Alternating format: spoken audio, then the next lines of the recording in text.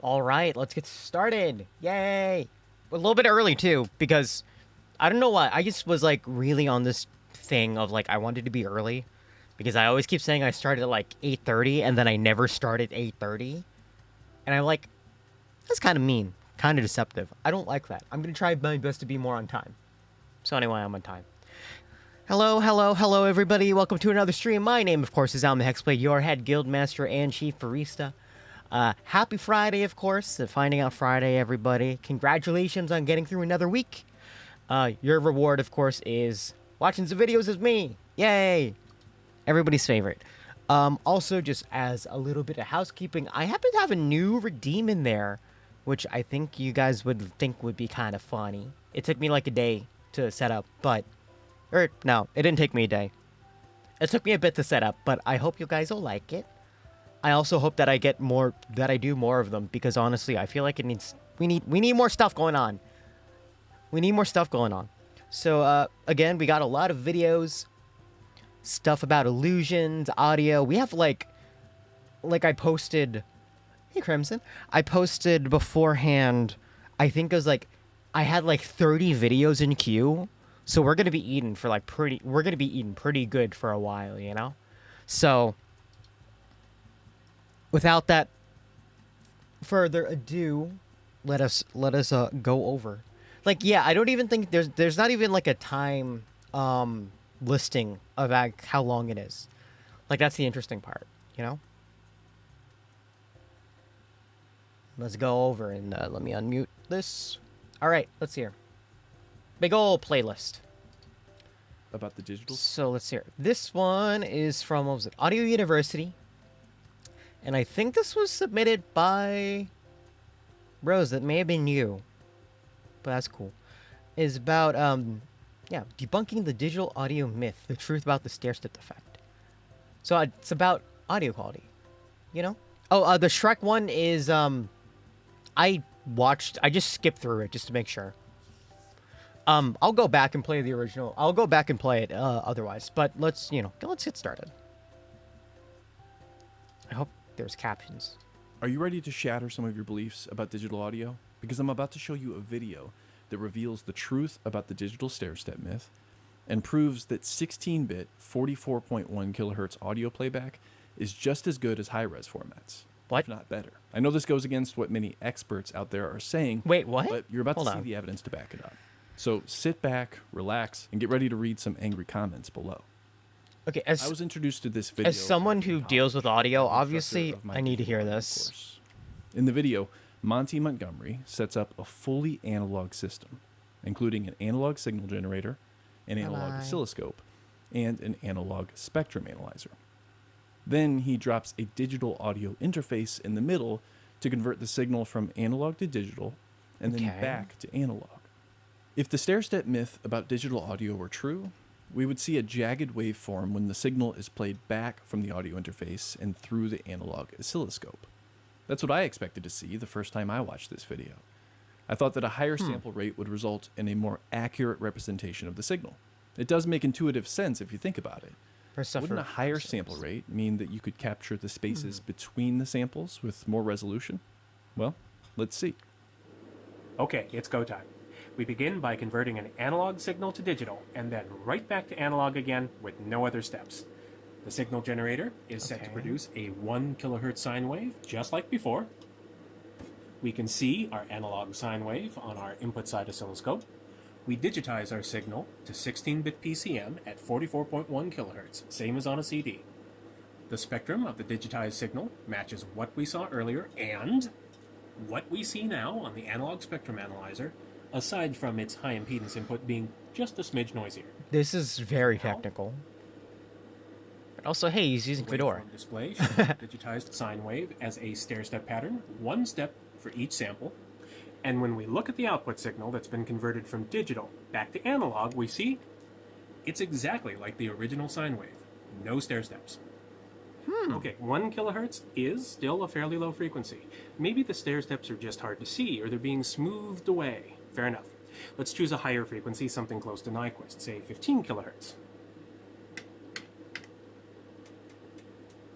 Now the sine wave is represented by less than 3 samples per cycle, and the digital waveform looks pretty awful.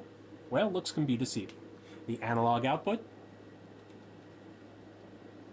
is still a perfect sine wave, exactly like the original. Okay. Let's keep going up. For our audience, Nyquist is the frequency of the twice highest most humans. 16 hear. kilohertz. Oh, okay. So even at this range, like you'd expect 17 maybe kilohertz. degradation of some type, right? 18 kilohertz. That's incredibly audio 19 nerdy. kilohertz.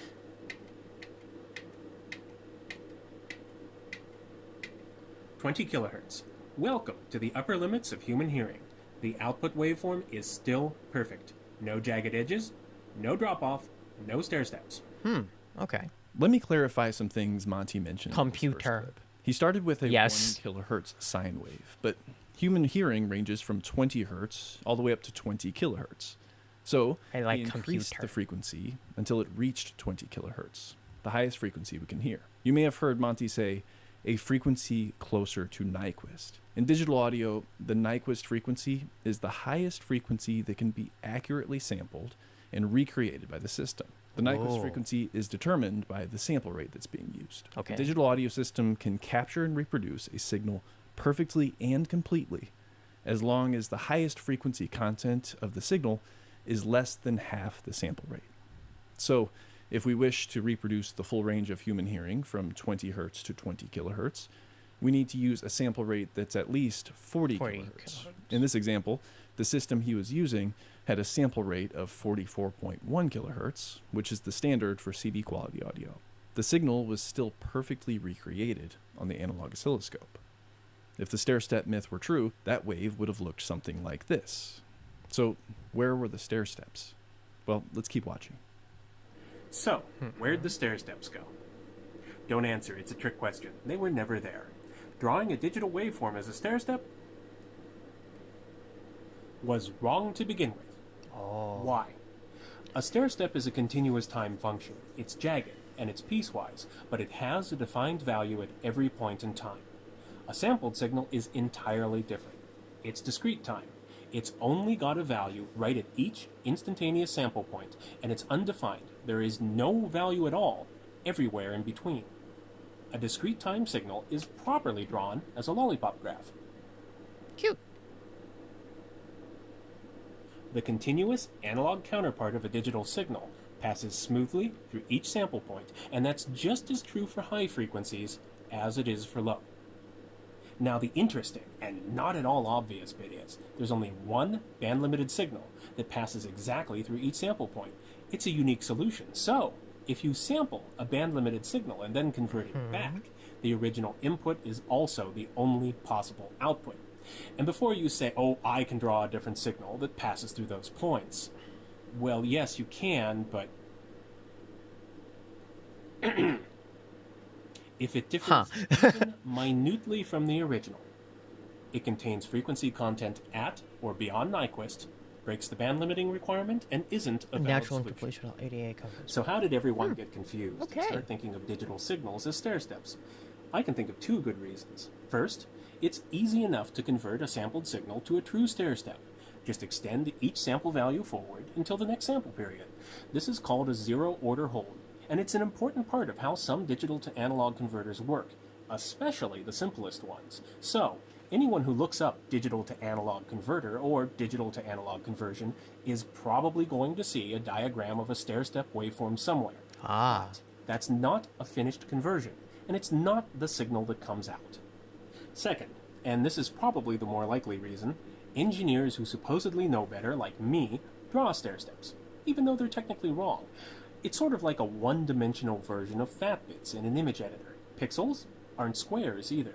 They're samples of a two-dimensional function space, and so they're also, conceptually, infinitely small points. Practically, it's a real pain in the ass to see or manipulate infinitely small anything, so big squares it is. Digital stair-step drawings are exactly the same thing. Ah, It's just okay. a convenient drawing. The stair steps aren't really there. Another component of the stair-step myth has to do with bit depth. Bit depth describes how many digital bits are contained within I'm each trying sample. so hard Each bit to can understand, represent two and I like it. on or off. So each time you add a bit, you double the possible values that can be represented by that sample. Oh. Again, Okay. intuition might suggest that more bit depth makes for a smoother representation of the amplitude of the signal, leading to a more accurate representation of the original waveform. But as I learned from Monty's video, this isn't actually the benefit of increasing bit depth. When we convert a digital signal back to analog, the result is also smooth regardless of the bit depth. 24 bits or 16 bits or 8 bits, it doesn't matter. So does that mean that the digital bit depth makes no difference at all? Of course not. Channel 2 here is the same sine wave input, but we quantize with dither down to 8 bits. On the scope, we still see a nice smooth sine wave on channel 2. Look very close, and you'll also see a bit more noise. That's a clue. Yeah, If we look it's at the right. spectrum of the signal, aha, our sine wave is still there unaffected, but the noise level But there's of the 8-bit peaks signal and on other the second stuff. channel is much higher. Oh, wait, And that's the 8-bit the signal. difference the number Oops. of bits makes. That's it. When we digitize the signal, I was reading the it's chart not. wrong. The sampling step is perfect. It loses nothing. But then we quantize it, and quantization adds noise. The number of bits determines how much noise, and so the level of the noise floor.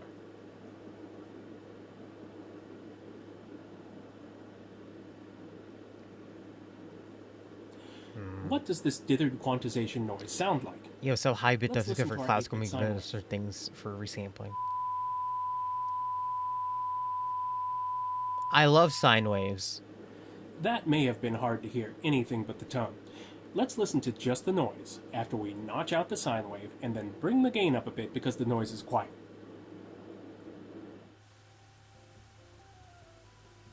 Okay.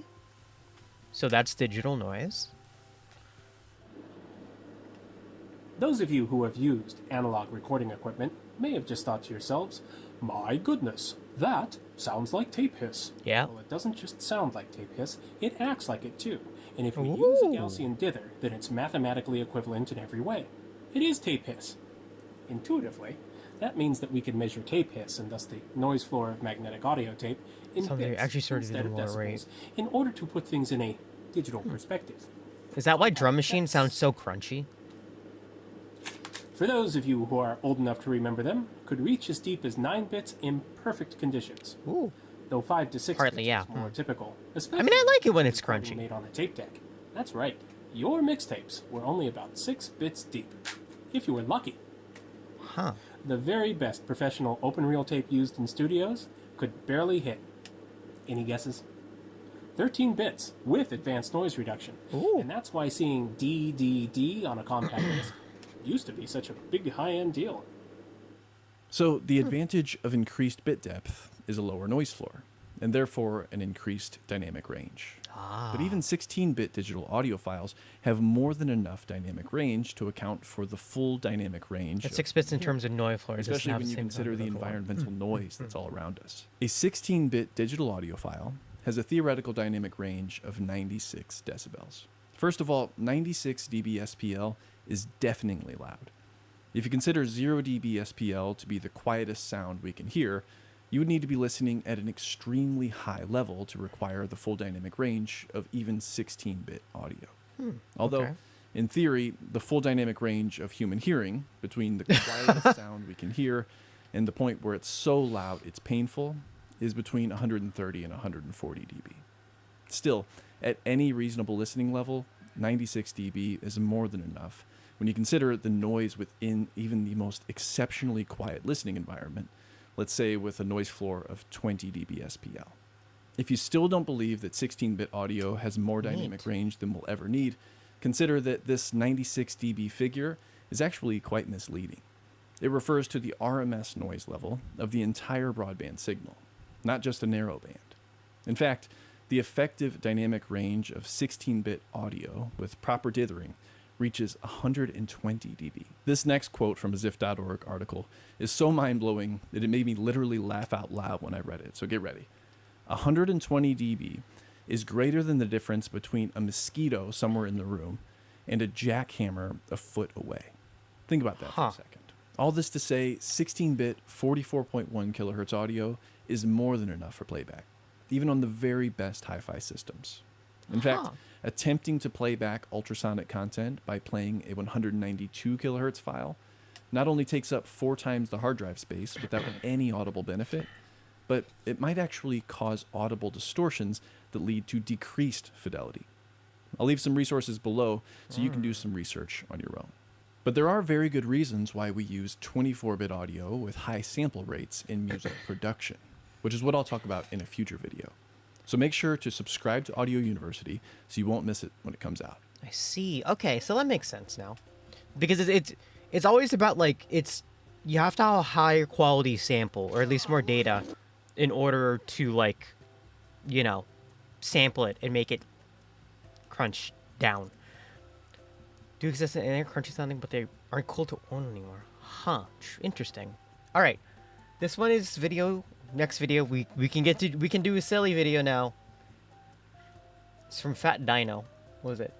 He made a game about Shrek in Unreal. Oh no.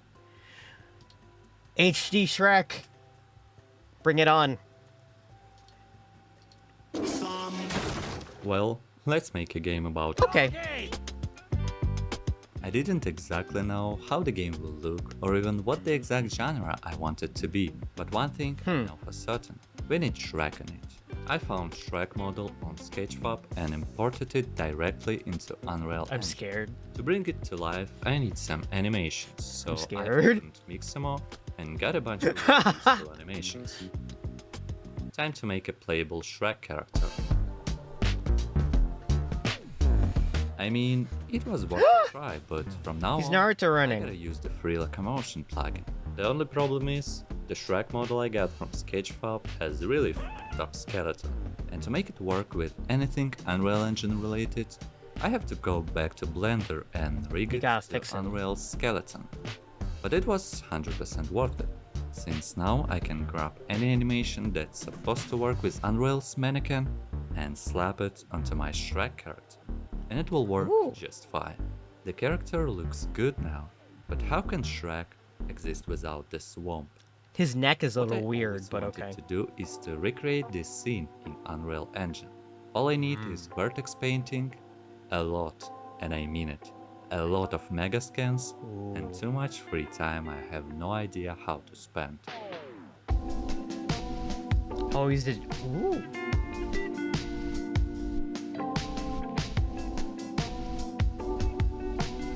Oh, that's really nice. Oh hey, it's been a week, but the swamp looks great. That's a While good making the swamp, I did implement a bunch of small details, like these footsteps with sparkles, or stuff like water splashes. Ooh. At this point, I'm still not sure what game do I even want to make. Video I have Shrek and a beautiful swamp, but what does the gameplay should look like? I don't think we need I was gameplay. always This is all into we these need. Action RPG type of games, and why not just make one? Won't it be fun if you can become Shrek and slay some monsters and get some loot? And the idea was born. Fairy tale creatures invade the swamp, and you should protect it. You will collect epic loot along the way, Fat become Puss in stronger and Boots. stronger to progress through the endless waves of enemies attacking your swamp. Hey, this So is like you need a bunch of skills, kind of good monsters art. to slay, and epic loot to collect. I decided I want to start from monsters and Why is he grab s- this gingerbread man model from Sketchfab. I went through the same steps as for the Shrek character. Got a model, grabbed some animations from Mixamo, adjust the skeleton and animations in Blender, and imported it all into Unreal Engine to create a Ginger character. I then proceeded to Gingy. make a simple AI so it will follow you and attack once in a range.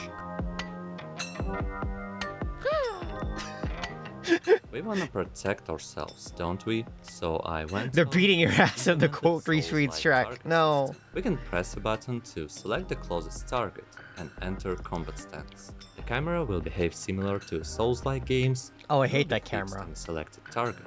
And before we continue, I want to show you something I've been working on in a backup copy. He of should the be project. crumbling. I completely remade lighting, shadows, and ambience of the whole scene. I don't have enough experience with real Shrek-like. 3D environments. Is Shrek like a genre of video game, or is Shrek like a genre of movie? George, and he helped me. I would love more teach me Shrek-like how to improve movies. the visuals of my scene.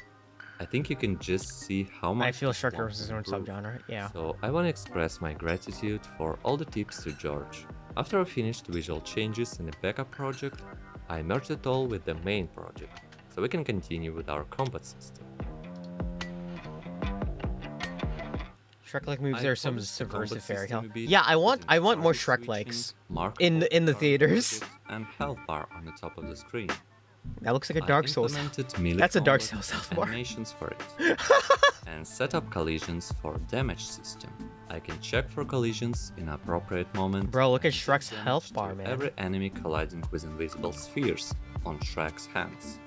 For now, I made enemies just ragdolling after death. I also did the damage numbers popping up on screen. I'm not completely sold on this. That's the so Super it's Mario Brothers subject to font. change. To have something to start with, I implemented a simple wave system, mostly for the convenience of testing. This is a temporary system I will definitely rework later. The Heart Ooh. of Gingerbread Man is nice, but we need a bit more diverse. Horde spawning. It's 2023 after all. So I went That back walk to animation is so Swap, threatening. It found kinda the is. Perfect villain, and went through the same steps of creating and animating the character all over again. This time though, Mixama completely took care of rigging. What we have at the end is a perfect character ready to pop off. The boss will run at you and sometimes cast his own ability, Tornado, damaging everything on its path. What? To spice things up, I added another fairy tale creature. Oh, Pinocchio. I decided to make him range, since we already have 2 melee enemies. He will pick up stones from the ground and throw them at you. I really wanted to add a Big Bad Wolf as well. He's but so the best model I found indifferent. was the one from Shrek Super Slam game. And it was pretty outdated, so no like that. But hey, we at least have 3 types of enemies now.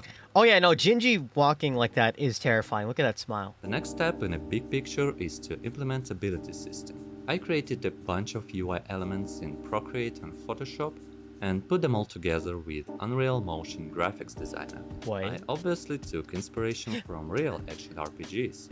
The result is pretty decent in my opinion. Shrekoblo. I then designed and implemented 6 different abilities. I was gonna say, it's like it does look like First like one Dark is Souls. a Or... tornado or cyclone. You become a devastating tornado, crushing everything on your path and dealing damage to surrounding enemies. It's a channeling ability and you need enough mana to sustain it. That's such a classic ability from Diablo games that I just had to implement it. Huh. The second Okay. ability is Ground Slam. You leap forward, Yeah. damaging and knocking off That sounds all right. enemies upon landing. It's a perfect ability to use to engage. The ragdolling is from really combat. funny, I'm a actually. big fan of Lip Slam from Path of Exile, so that's where it comes from. I like how fat they Honestly, are. I can do it all day long. Your third ability. I is feel like they need to go Dance. launch Your hunger first higher skill though. dance No. rank low, but Stop. increasing No. Each deal damage to all enemies in an area. No. Twist is that you firstly completely stationary, and secondly I hate it. to sustain mana to channel it. I hate it. I hate it. I hate it. I hate it. The next ability is an earthquake. Slap the ground to call a wave of spikes in front of you, each dealing some damage in an area around them. Yo, that's Meaning Earthshaker's They move. can overlap, causing giant amount of damage if you position correctly. Your next ability is an Earth Bolt. You can't directly use it, but while in a slot, it causes your combat stance become a magic stance. What? Each auto attack with your left click will instead fire an Earth Bolt, dealing damage and knocking off the first enemy on the way, or even multiple enemies, if they are close enough. And finally, I made a special potion ability. Drink a potion to restore some percentage of your health. You have limited potion uses, which Okay. will reset between waves of enemies. After creating all these abilities, I had some real fun with fixing a lot of bugs. Oh. Weird spine. Oh. What? Wait. Oh no. I also started Oh. thinking Oh. what a finished project should look like. And here's my thoughts. Even though I designed 6 abilities, every one of them is a complete tool to deal with monsters. To give you some examples, you can only use Tornado and succeed. You can only use Earthquake and be just fine. You can even go all in and just use your auto attack. So you don't actually need all abilities I designed, only one or maximum 2 of them. I would even argue using all abilities will slow you down and create non-optimized gameplay, which kind of brings us to the Twerking next Shrek topic. does give me psychic Loot. damage, for sure. You see, in action RPGs, Ooh, loot loot. usually comes in the form of equipment or gear for your character, sometimes in the form of gold or some other currency. But I don't have any plans to make a whole gear your character system. It's on another level of complexity and I just want to finish my small project. But I already do have a skill system in place, so what if instead of gear, monsters will drop abilities and various passives which enhance your character? Let me explain. The character starts with no skills, only with auto attack, and should fight some monsters to drop various skills. I will divide loot in 2 categories: abilities, one of the 6 I created, and passives. You can't use passives directly, but they will give your character some stats. For example, there might be a passive skill that gives you 10% attack speed and 20% physical damage. A perfect passive to use with your Tornado ability. Look at him go! With that said, I proceeded to create skill shards, physical representations of skills in the world you can interact with and collect. Basically, all loot in the game comes in the form of skill shards.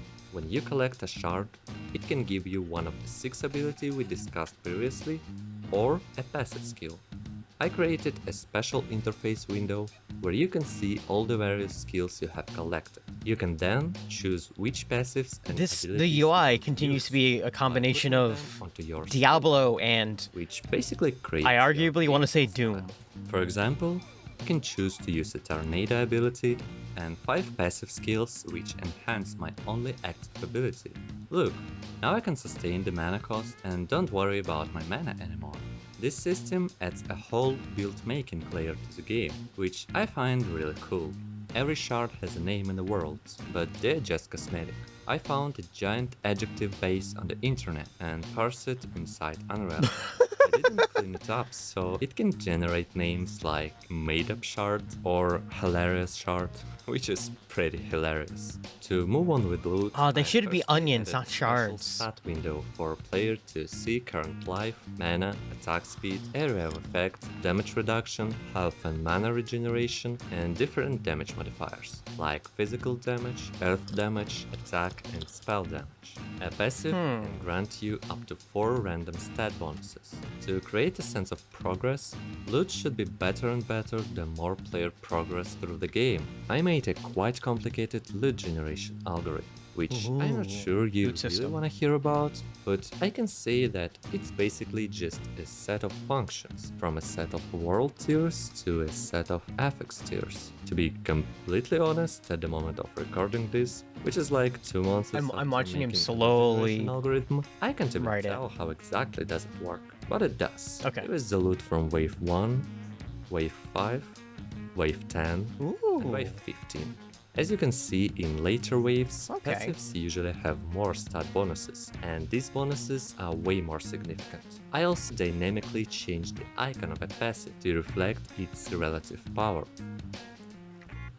Here is a cool thing about stats in my project. I spent some time to make them really matter. Some stats like life or mana are straightforward, but stats like attack speed, area of effect, and different damage modifiers directly impact all active abilities. For example, here is the Tornado with no additional attack speed, and this is a Tornado with 200% attack speed. You can see it damages enemies way more Oh, look frequently, at it go. as well as drains your mana. Here is a better example: Ground Slam with no modifiers, and Ground Slam with 200% attack speed. This is an Earthquake ability. That one doesn't seem right. Let's set our area effect bonus to 200. I just like the Way more impactful, I just like the right? concept of magic casting Shrek. Tornado with some AoE looks juicy as well. After all that, I went back and reworked the wave system. Please Firstly, fix the I font. renamed waves to days, And now they are not endless. You have 21 days of different fairy tale creatures invading your swamp. If you made it through all 21 days, you completed the game. Yay!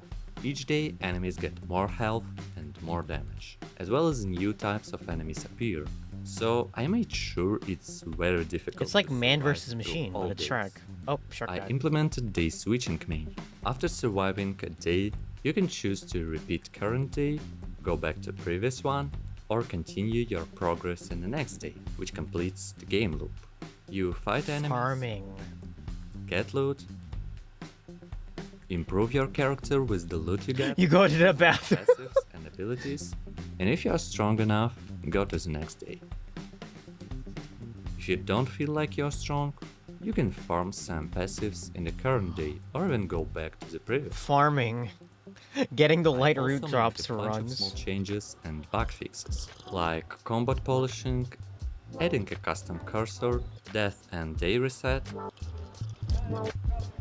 abilities tooltips, and the very first message you see when you start the game.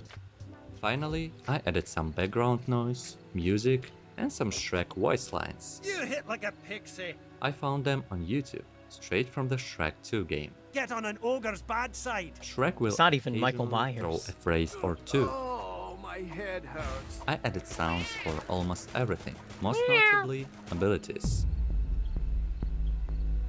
I'm not a sound designer by any means, so they all came from my library of marketplace assets. The very last thing I want to show you is this cute sign, and now I want you to follow me on my very first playthrough. It's a cute sign. When you start the game and try to interact with Shrek's house, you notice some weird noise behind you. Oh, it's I have not Gingy. put my fists. It may take some time. My brain immediately went Death Jam, Fight for the Swamps. That should have been the next game. Gone and made me angry. We got some loot and I can go check it out. I moved skill window to the iconic outhouse. Seems like I got an attack damage passive which will help, since it increases damage with fists as well. I kind of wish there were Even though player I icons didn't down get there, any but active I mean, abilities, skill I icons. feel But confident enough to jump into the next day. come on, Shrek, you can do it. That passive boosted my damage quite a bit. It's like watching. It's almost like watching third-person Skyrim.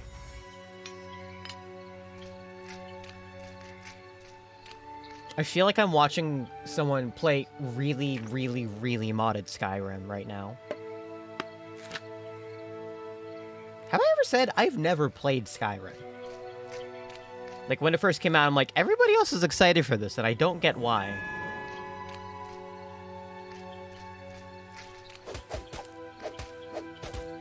Maybe open world games just kind of are my thing. I don't know. Ooh. All right, that's enough. No, he I died. actually got slapped on the Thursday, Next time, I'll sit on you. so I got back to the day 2 and farmed it a bit. Yo, to what? get better passives and maybe some active abilities. Wait, Shrek, yo, what? Hold up. Wait, no. You hit like a pixie. No.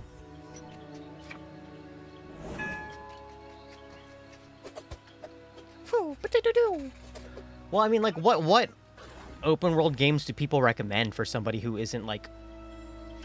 I looted a Into potion that type of thing? ability and a North Bolt one.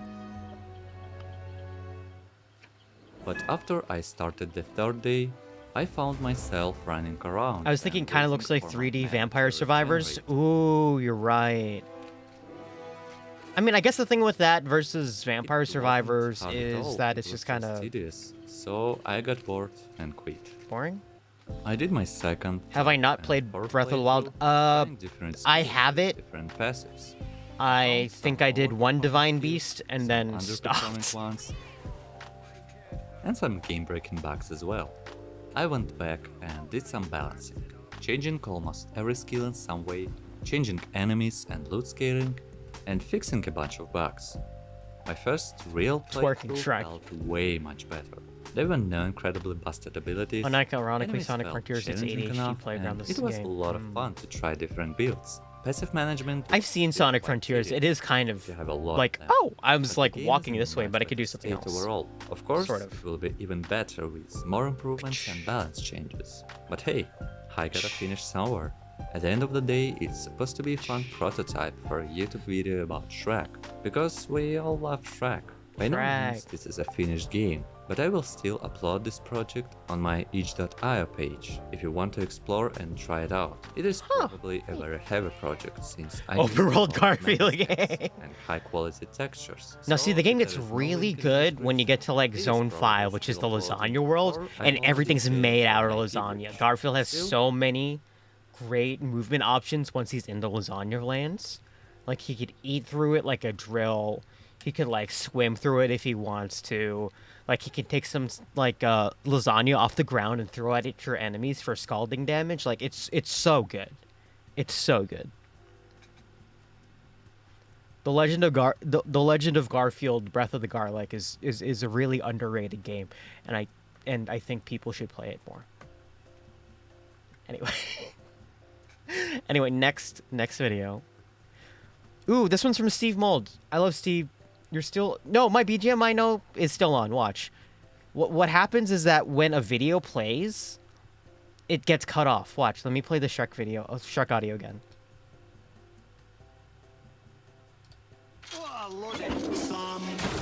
well, let's make a game about Donkey! And then it comes back. It's it's cool. It's cool. It makes me make sure that there's no like downtime, and always whenever I like have like silent game moments, I don't want to just be like silent. Depends, but you know, whatever. Okay. Next one. Steve Mold. He does really good science videos. This one's about the portal illusion, which I think you guys have seen many a time, but let's look at it in detail.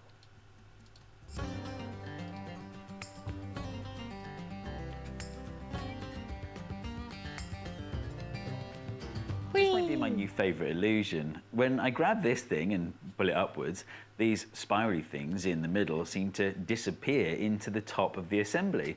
At the same time, new bits of the spiral seem to be generated from the base. Up and down it goes, appearing and disappearing. Here's another one, and look, there's an infinite amount of spiral. I can just keep going, pushing more and more and more into that black hole at the top, and there's a never-ending supply coming out of the bottom. I don't think this illusion has a name yet. It's related to the Barber pole illusion, but it's different in an important way, which I'll get to in a minute. So I think it deserves a name of its own. I've been calling it the portal illusion. In fact, you know what? Let's put some LEDs in there. By using orange and blue LEDs, I can evoke your memory of the game Portal. So now it seems as though the spiral that disappears into the top is the spiral that comes out of the bottom. By the way, this was designed by Ada Cohen. I'll leave a link to their stuff in the description. This design is perhaps the easiest to see what the trick is if you haven't worked it out already. If I pull it apart, here's the spiral. And look, if I turn the spiral in my hands, you get the same effect. The illusion doesn't work as well, of course, and that's interesting in itself. When the spiral is back in the assembly and the turning of the spiral is done not by spinning with your fingers, but by moving this piece up and down, well, the motion of this piece matches the illusory vertical motion of the spiral. So the motion of this part enhances. It's the Freaker Light. illusion. It's like disappearing into Also, the air. the fact that I like you it when can't it's see obscured the though. top and the bottom of the spiral, those ends seem to fade away into the darkness of those cavities there. That's I what's do a like the part of portal illusion metaphor as though. well. That is also Basically, fun. If you look at a segment of the spiral in isolation, rotary motion is indistinguishable from lateral motion. And that's like the mathematical definition of a spiral, right? Or perhaps more correctly, a helix. A rotation of the spiral is equivalent to some vertical displacement of the spiral. So your brain has to decide which one is it. And obviously it uses external clues to figure out which one it is, or at least to make an educated guess. A few related illusions that I really like are this one. Your brain tells you This that one it's pulling fucked me these up, two by the spirals way. apart, and yet they never separate. In fact, the overlap between the two spirals seems to stay the same. And then there's I'm this trying to one, figure out how that the one illusory works. ring. That one was messing me up. Ring around my finger, it appears to either grow or shrink, depending on which direction I turn it. I also found this design, which I printed out myself now that I finally have my own 3D printer. When this one spins, it looks as if the rings are rolling around on top of each other. And then your brain has to contend with the question of, how are these things balancing so well? Again, your brain would rather assume vertical motion than rotating motion. Actually, this particular one is driving me mad because there was a kids' TV show back when I was a kid. I'm pretty sure it was Puppets, but it wasn't Thunderbirds. And the baddie in it had a sculpture like this one, but I just, for the life of me, can't figure out which TV show it was. If you have any ideas, let me know in the comments. I like the So illusion. what's going on in your brain? Makes my brain that feel makes good. Incorrect deduction about the way the spiral is moving. Well, there's a lot of information out there about the Barber pole illusion, so let's have a look at that. It's a really similar idea. A spiral rotates, but it looks like it's moving. You don't even need a spiral for this to work. Look, here I've got some stripes. You could say these diagonal stripes are moving downwards, or you could say they're moving to the right, or you could say that they're moving diagonally. This way. In fact, all of those possibilities could be true, and there would be no way to distinguish one from the other. But I can actually nudge your brain into choosing one of those possibilities. By laying this rectangular aperture over the top of the moving stripes, I can bias you into thinking that the stripes are moving downwards. Well, look, if I rotate the aperture so it's lying horizontally, now I've biased your brain into thinking the stripes are moving to the right. Why is that? Neuron activated. Is looking for clues. And look at this point here, where the stripe meets the edge of the aperture. How is he doing this? Moving to the right. This point here appears to be moving down. But look, there are 6 points all moving to the right and 2 points moving down. There's a lot more evidence that the stripes are moving to the right than there is evidence that the stripes are moving down. Magic. What happens when you switch the aperture to vertical? What if the aperture was a square or a circle? Interestingly, in this situation, your brain decides that the stripes are moving at the slowest possible speed. That is to say, they are moving perpendicular to the direction of the stripes. This way. An actual Barber pole is different to these stripes in as much as the underlying ambiguity is different. With stripes, there's no way to know whether the stripes are moving down or to the left or indeed diagonally. Whereas with the Barber pole, you're choosing between 2 specific things, which is rotational motion and translational motion. I believe that these things improve upon the Barber pole illusion by giving these spirals a more complex profile.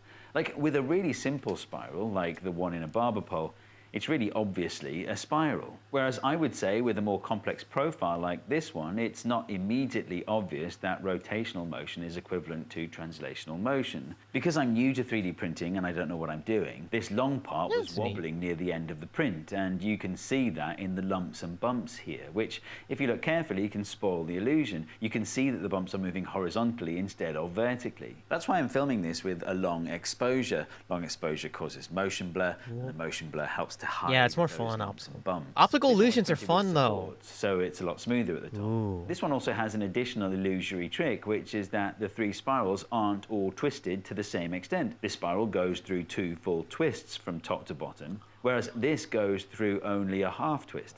This spiral twists in the opposite direction to the other 2. That means that rotating all 3 at the same time is not equivalent to some vertical displacement. So your brain is even more likely to rule out that possibility. You have to be big brain to design something like hypothesis. yeah. In fact, sliding this black Fun thing big up and brain. down causes the 3 spirals to rotate independently. Oh, at what? different rates. Oh, that's Clever complicated. design. Yo. What about these spirals that could never be pulled apart? Oh, Well, this it's one. the same thing. It looks as though I'm gonna say this one in particular is messing me up really bad. I'm pulling these spirals horizontally with my fingers, but actually I'm allowing the spiral to slip through my fingers and therefore rotate instead. It's just really hard for your brain to see it that way, to the point where your brain would rather believe the wire is getting longer. What about this ring? Well, this is the opposite, really. The up and down motion of the spiral is interpreted in your brain as rotation of the spirals. When the spirals appear to be rotating outwards, it makes it seem as if the ring is growing wider. When the spirals appear to be turning inwards, it's as if the ring is getting narrower.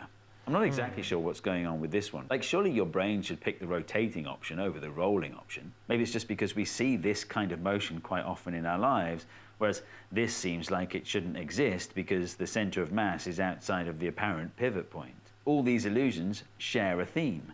Your brain has to choose between rotational motion and lateral motion. But this one's still my favorite.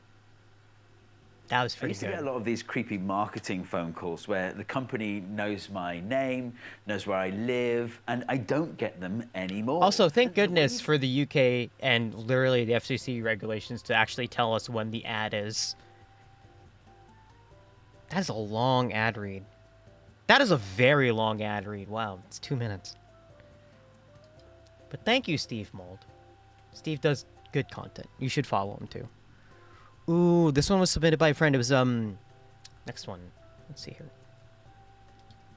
Everyone knows what a classic American diner looks Also, the captions are absolutely broken. This happens a lot, and I feel bad. This one's from Architectural Digest. It's about, let's see here. What's it read? Architect breaks down why all American diners look like that. In particular, that. Yeah, for some reason the captioning, like, they broke it. Or it's either they... I'm more to think that YouTube broke the captioning than somebody entered the captions in wrong. But I think it's YouTube broke the captioning, which is very unfortunate.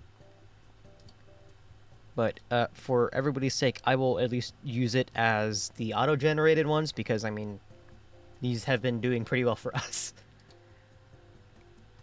Everyone knows what a classic American diner looks like, which is so recognizable that it's been exported around the world as a symbol of American culture. But why do they look that way? Hi, I'm Michael Weitzner, and I've been an architect for over 35 years. Hi, Today Michael. We're breaking down how architecture and design elements from 3 different eras of U.S. history work together to give the classic American diner that nostalgic glow. Was that an alien? Hold on. Oh, was that an alien, like, ship? How architecture and design elements from 3 different eras of U.S. history work together to give the classic American That was a spaceship. Neat. diner that nostalgic glow. Neat. So let's take a look at a typical American diner. So the outside has a shape that's reminiscent of a train. In fact, that's how diners got their name. They're named after the dining car on a train. Many of the design elements in a diner are based on the necessities of dining on a train. In a railroad car, like booth seating and counter seating and an open kitchen. So I like these 2 photos because they show all the elements that go into the classic American diner. On the exterior, you have that stainless steel, smooth curvature. You've got that Art Deco typography. And then on the interior, you have the checkered floor, you have the booths, you have the globes, and you have the jukebox. Globes? In the early part of the 20th century, trains were the dominant Globes? form of travel. If you look at some of the God, I earliest wish they diners, still in were. fact actual train cars that were placed permanently on the ground. Let's take a look at one now. I love this photo. This is a classic American diner that takes place in an actual dining car. So obvious that when he was says just that, I would taken never off the think. tracks and put on the ground. As somebody who is weird and likes See, old that's actually a cultures, train car with the yeah, upper this is windows there for ventilation. training's and cool. the main Trains are windows cool. here for viewing, and you can see how narrow it is, which necessitated a certain kind of design. There's a counter, 1 row of booths, and an open kitchen. And that became some of the classic identifiable features of the American diner. Right, So trains train are fun, travel my peaked in the fun liminal 1920s. spaces. Fewer Yeah, than trains 10% are of a Americans dope drove liminal cars. space. But by 1950, that had tripled. And unlike Only trains, second people in to cars airport could stop terminals. anytime they wanted. So diners, cafes, motels, and other Airport types of terminals that are relied on people awesome coming through liminal their doors, spaces. started to adapt their designs to people driving in cars going 40 miles an hour. They wanted to be eye-catching, and one of the most important examples of this is Gucci's in Los Angeles. So here's It's- a picture of Gucci's, which is actually designed by John Lawton. What in the who's somewhat of a famous Whoa. modernist architect who did What is that? this Chemosphere House. Which Oh. looks like a flying saucer that landed in the Hollywood Hills. But the thing I love about this photo in particular What is that? style of architecture, which is named after this diner. What is that? Gucci architecture was very optimistic, very exuberant. It was about abstraction and signage and brightness. What I really like about this diner is it looks like it could have been designed in the late 1980s as a deconstructivist piece of architecture with these planes that are connected by glass that almost look like they're falling down. So Gucci architecture Yeah, it's was pretty coined by the 80s, critic yeah. Douglas Haskell, who was referring to this diner. It's about loud signs and attention-getting buildings, new sorts of forms. Huh. It takes sort of Wait, is like the bowling mid-century signs modern count as one of architecture those? and takes it to a different, less serious place. And it's about a sort of optimism towards the future. Started in the 1950s, that was very influenced by space age sort of technology. Even though it takes its name from this building, this is actually not a prime example of it.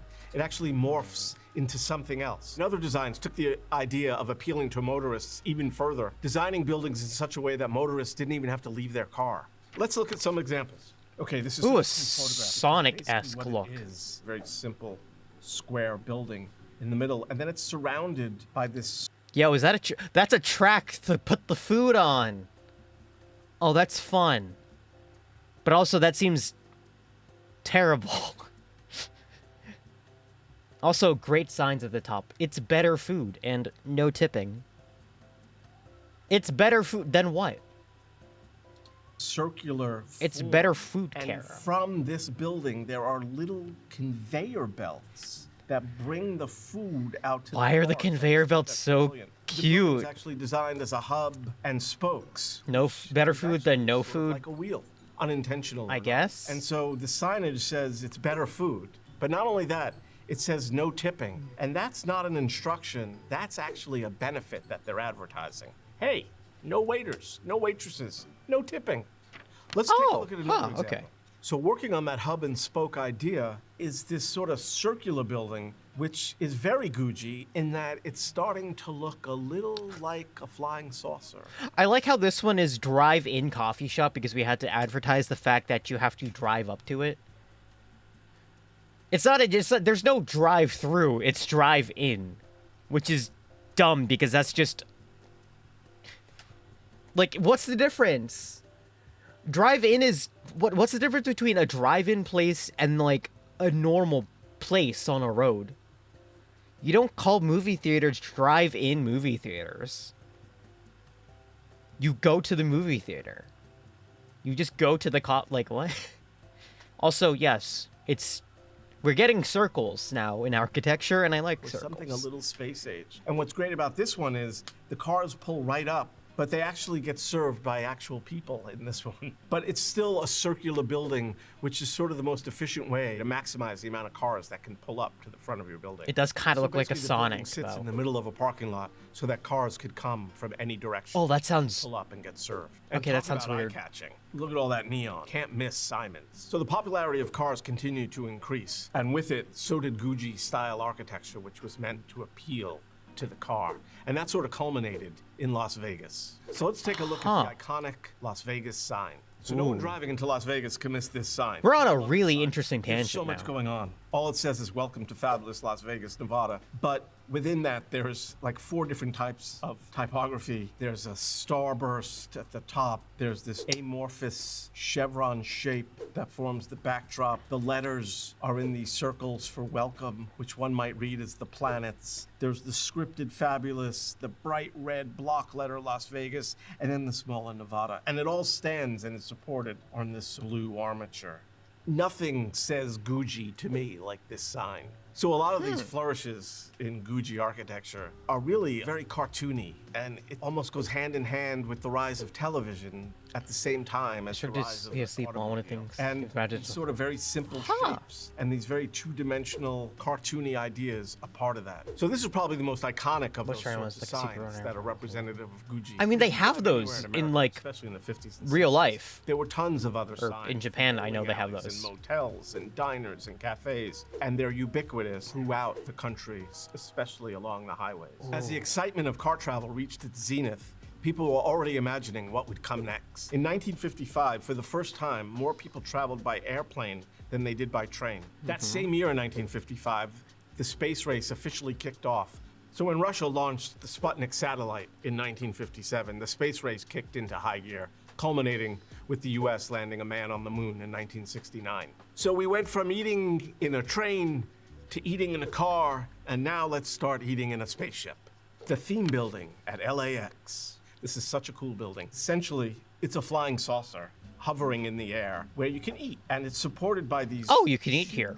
main Okay. arches, which are actually steel. Not like I'd ever fly into arches, LAX anytime although soon, they but you appear know. to be concrete. Okay. And there's a central tower that brings you up into this sort of disc, and within that disc is the restaurant. And what's so cool about this restaurant is it gives you views in every direction. So this building also represents the evolution of sort of Gucci architecture. It takes Great eye-catching to a views, whole other I level. So where the round guess. form before was based on maximizing the amount of cars you could bring around a building. Here they're staying with that round form, but they're lifting it up in the air to make it reminiscent of this sort of flying. I mean, it also kind of which looks is like very a much control in tower, keeping but with Gucci style architecture. So if this building was sort of hovering, the next building we're going to look at really takes off. yeah, Space Space Needle. Needle. Seattle. So this is sort of the tallest example that there is of Gucci architecture. It continues with that sort of cartoon theme of this flying saucer sort of taking off, and it's very reminiscent of the Jetsons and what they would do in that famous cartoon. But I like that it's got this huge armature with these sort of curvilinear shapes, and it's got one disc sort of low to the ground, and this other set of discs really high where people eat and get a whole view of the city. And it sort of represents springing into the air this whole idea of space travel, where the impossible becomes possible. This is what the future could be. Let's build it now. So although it appears to be very optimistic and very forward-thinking, for me there was always sort of a level of dystopia involved in these buildings hovering so high, as if the Earth had been destroyed and the only place to go was up. In 1964, I'm trying to figure the out world when came to the Flushing Depression Meadow hit. in Queens, in New York City. And I think it was the highest point that this style of architecture would reach. And you can see again, this sort Flintstones, of Jetsons. Oh, we are not doing this. spaceship, this mechanized architecture where it sort of plugs in, and you can see the towers that hover above, like we saw, that were just reminiscent of the Space Needle Hovering in the discs. theme building. This was the last time this sort of architecture, which was so forward and so exuberant, it sort of ended here. So the 1964 World's Fair was all about technology and the optimism of the future and what could be. And then A lot of it all circles came in there. crashing down. That sense of the optimism for the future and the patriotism ubiquitous in the space race came back to Earth with the rise of the Vietnam War and the fight for civil rights and the assassinations. And all of a sudden, the only parts of Gucci architecture Right. that sort of remained were the diners and the eateries that had started it. And the Gucci style, once a vision of the future, became a thing of the past. So today when we see a retro diner and we think of it as a specific time in the 1950s, it's really an amalgam of architecture from the 1920s based on the train, the 1950s based on the car, the 1960s based on space travel, and it's sort of this mashup altogether of all those eras. So to eat in a diner is to experience an expression of some of the best parts of our shared history, our optimism for the future. But in reality, it skips over many of the lowlights that were also present, such as the Great Depression, World War II, Yeah. segregation, and the Vietnam War. What I Yeah. love about diners is that familiar menu. They all serve the same stuff. Breakfast and hamburgers. I mean, that's basically it throughout the entire country. And there's something so comforting that you could go to a diner anywhere across the US and know what's going to be on the menu. What do you order? Egg. Let me know where your favorite diner is in the comments below. That was pretty good. I never realized I like architecture videos. It feels like I'm watching like an art appreciation video. It's different. You order egg. I too order egg. I would like egg. Now the question is, I almost was going to ask pork and sausage, and then I realized that's really insensitive. Because those are the same thing. I always sometimes do steak and egg though. Steak and egg is an personal opinion, I think steak and eggs is an underrated breakfast food because I think people associate it too much with guys. Like, it's good by itself. It doesn't need like you don't need to be like you don't need to be like a man's man to enjoy steak and eggs, you know? Steak and eggs for girls is good too. Because it's like you get steak and then you get egg, and egg is good. that is so bad. I also went to like one of the first places I remember when I was younger, and I really liked food. Like when I started going into the really nice, food stuff, like getting into like being sort of more of like a foodie, was I think there's a diner that had like a really good Reuben. And I still think about it because I was the only one there with my family, and I had a Reuben while they had like steak and eggs and regular breakfast. In retrospect, it was a pretty mid Reuben, but again, I feel like I should probably have it again. to remember what it tastes like. Okay. Next video. Oh, this one's from Jeff Geerling. I love Jeff. This one is about how Raspberry Pis are made. You know, like those tiny little computer guys that used to go on sale for like $30, but now got really high for some reason. And you can barely find them, and they stink like that, but they're getting better in stock, so it's like not that bad anymore. Yeah, it's those things. Why am I cutting in and out like that? That's so weird. Okay. Jeff Geerling. Yay. Every Raspberry Pi starts its life on the... See, this is why I think it's because it's something about it's YouTube's fault in some fashion, because those captions worked. Ow. Those captions worked at some point. I know that those captions did in fact work, and then they got massacred for some reason. Every Raspberry Pi starts its life on the production line here at the Sony Tech Centre in Pencoed, Wales, UK. I was honored to be invited to share with you an inside look at the high-tech manufacturing line for the Pi 4, where they've made nearly 50 million Raspberry Pis in the past decade. Every employee I also didn't know was Sony focused made on making these. every Pi reliable and efficient, and it was fascinating learning about the history of the factory and how the line works. My name's Andrew Punton. I'm a leading engineer for the new business development team here at Sony UK Tech. I've been here just a tad over 26 years. I also keep forgetting how British Raspberry Pis are. SMT department, which is surface mount technology. And in that area, this is where the actual individual circuit boards get populated. They come in a panel of 9. Each individual circuit board gets populated. The first part of that process is applying solder paste to the board. That gets done by a screen printer. So very similar to had many, many years ago and how you'd actually manufacture a book. The squeegee actually puts the fresh paste down onto the circuit board. Then we apply all the individual components. Now, it's very unique how we apply these individual components. It's like building a city, for example. We start with the very small houses or the very small components. And I showed a video about this beforehand. Look at it go. The reason they do that is because the heads on the pick-and-place machine, that Gatling gun-like thing that spits circuits onto the solder paste, uses a tiny puff of air to jam the components into the paste. The head has to get really close to the board, like a millimeter or two. Because of that, they have to put the shorter components down first, then the larger ones. Otherwise, the tools would obliterate the larger components while they're spinning around. So the initial key is smaller components on the underside of the board, and they get processed first. Then the larger components on the top side of the board, and they get done last. Employees changed out these component reels a few times while I was there. Right now, the reel with the SoC at the heart of the Pi, this big square chip, is the major bottleneck. When they run out, they have to shut down the entire line until they get more. After the pick-and-place machines, the PCBs head into the refill. I know companies do these are running Pis running software. Is the temperature progresses. Neat. So it's quite a long. Yeah, no, oven, Pis are and it pretty starts off with the lowest side, versatile. 150 degrees, and then moves up to the And affordable. 60 degrees. And there's a reason for this.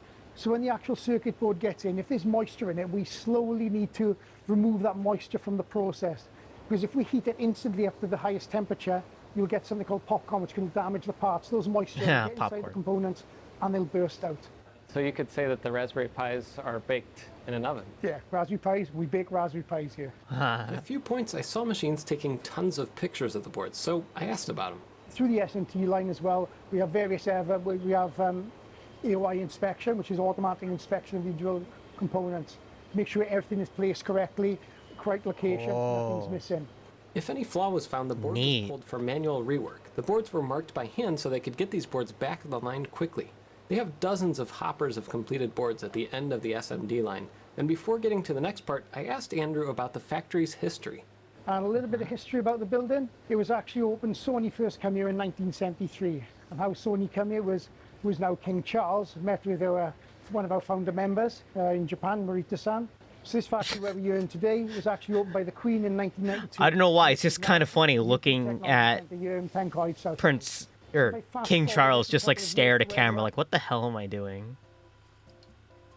Like what is this? Like, what does this do, Hickey? Like, it's a camera, sir. The paparazzi take pictures of you with it all the time, sir. In Japan, Morita-san. So this factory where we're in today was actually opened by the Queen in 1992, and this is now the UK Technology Centre here in Pencoed, South Wales. So if I fast forward it a couple of years to where we are now, in a way, written as always, has strong a broadcast professional cameras. our master setup unit. Yeah, you're right. Control units. They did have like a and OLED viewfinders. One of the computy. most visually impressive parts of the line is where the history. larger through-hole components are placed one by these dutiful robots.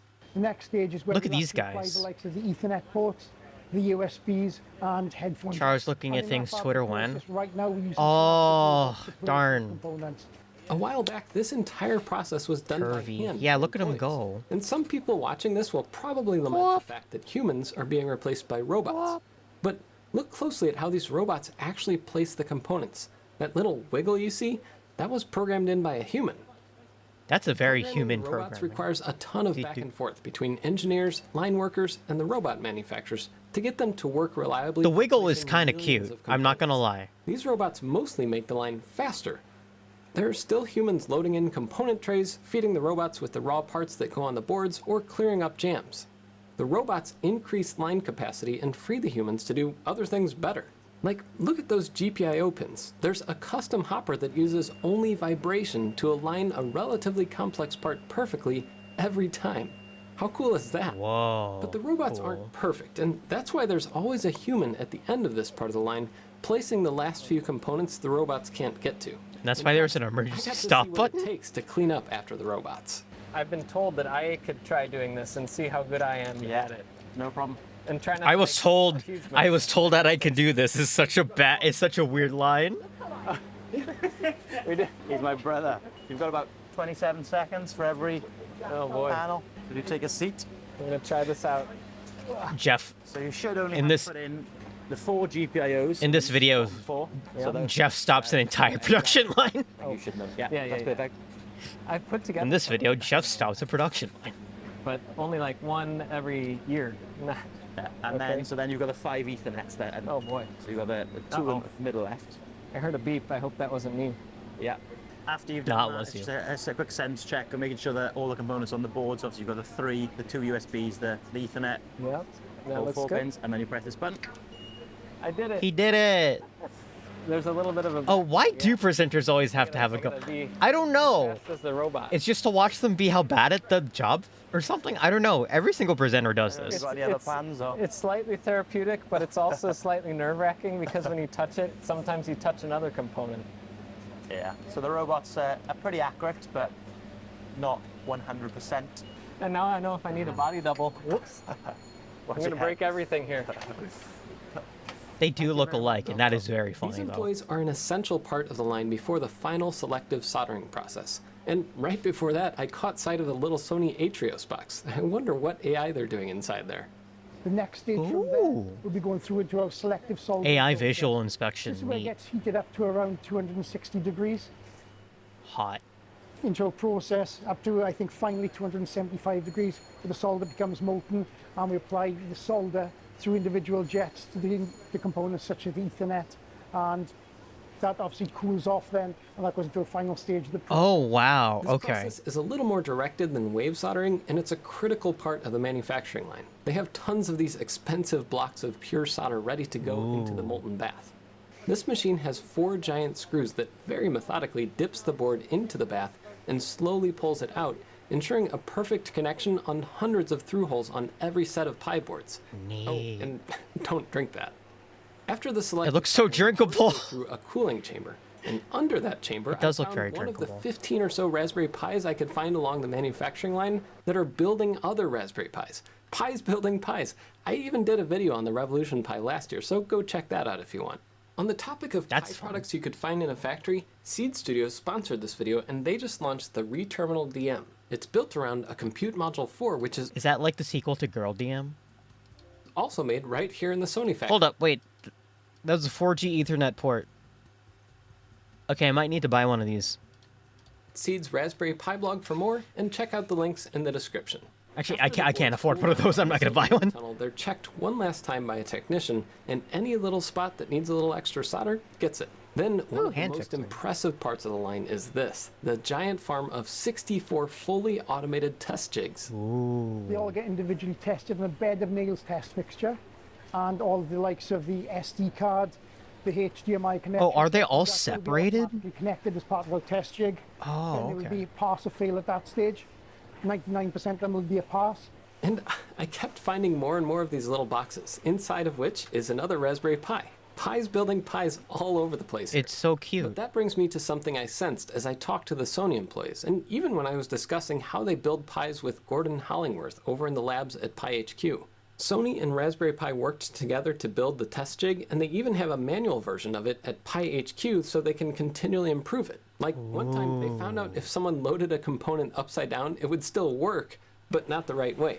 So they modified the jig at Pi HQ to make sure it would detect that error, pass the knowledge to the Sony engineers, and one by one they got all the jigs in the factory upgraded. Now, that problem can never happen again. And having this kind of tight relationship means when Raspberry Pi discovers new things in their labs, I like they how can each quickly one iterate on the manufacturing is process just to make it better and better. is tested Andrew individually. said It's he's so been cute. involved with Raspberry Pi since the very beginning.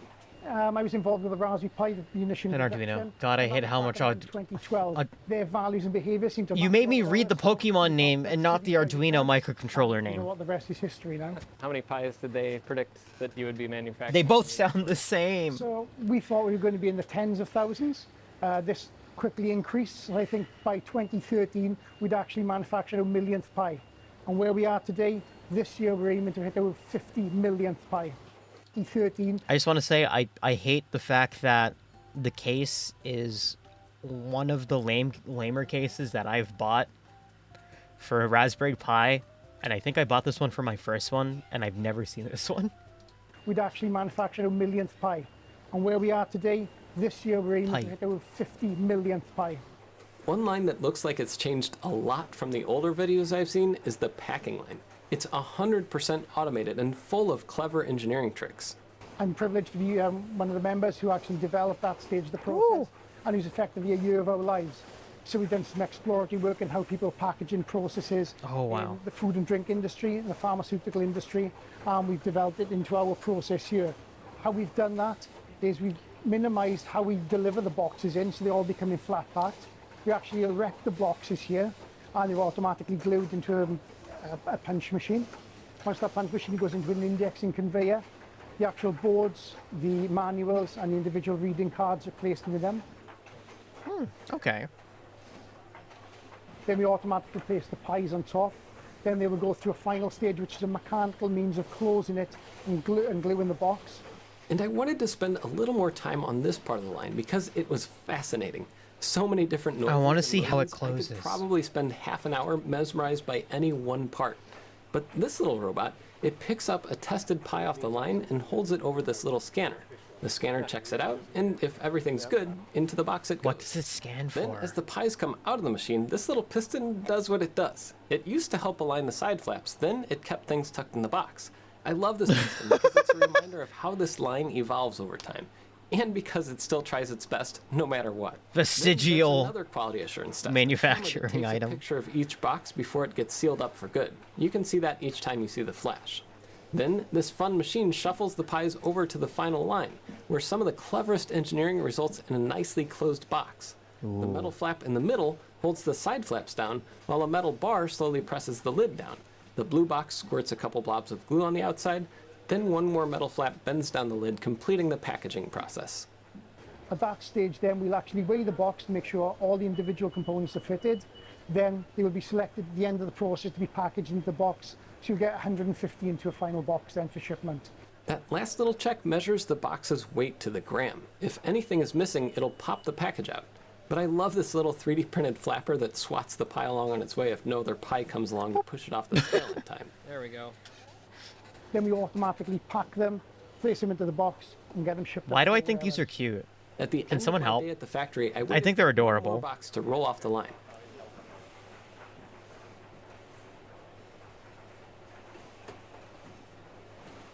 Yay. Yay. Normally, a worker would tape it and stack it, but they let me hold one of the thousands and thousands of pies they made that day, at least for a second. I want to hold the entire box and run. They're in quantities of 180 to 200,000 a week. Right now we're producing. After all these heavy like you machines, say, that every flap sure 3.14 feels DIY. It does.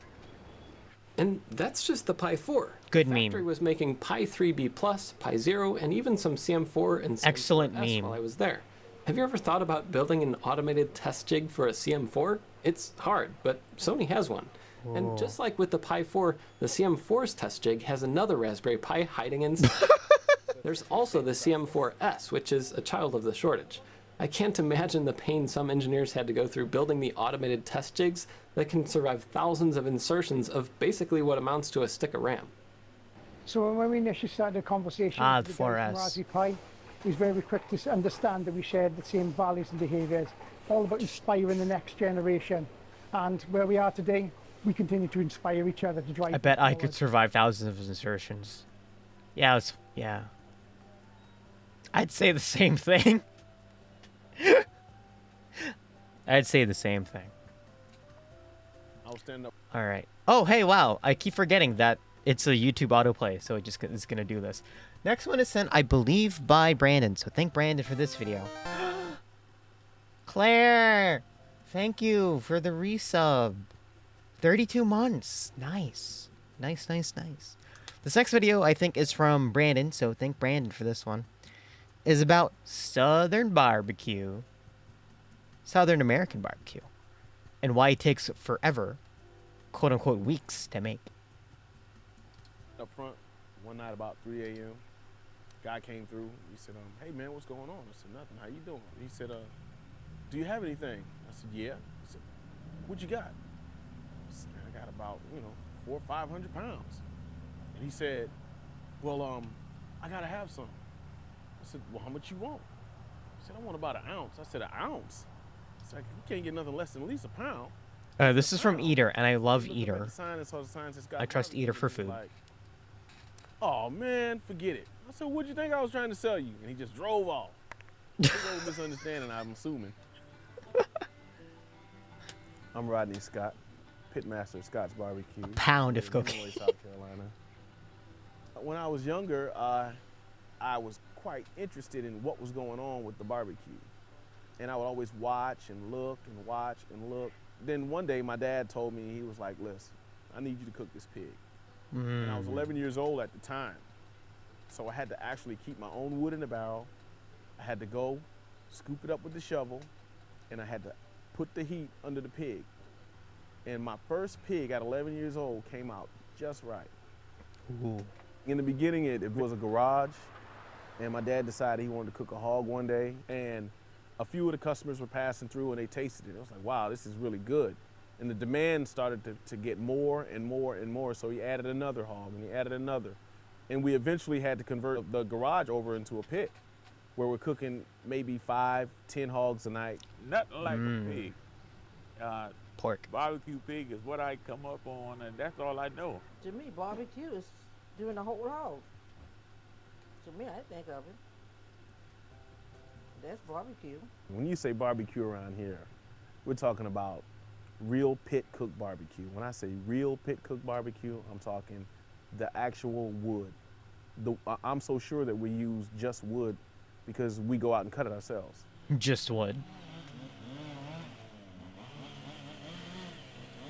100% organic wood.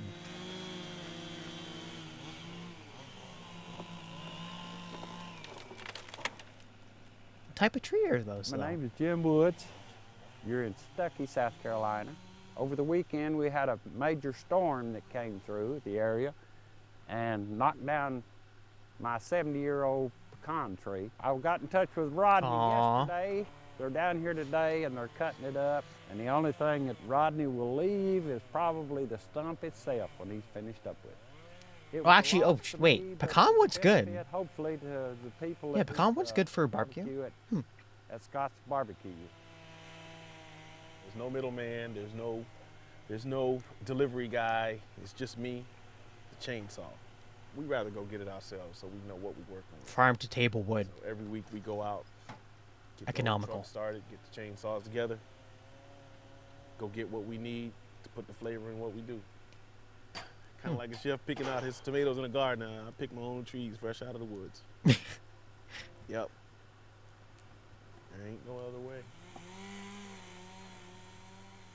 After cutting the tree down, we do everything manually. So you have to pick up the wood by hand, load it into the truck, and this goes on until the truck is full. Then we bring it in, we drop it here on the yard.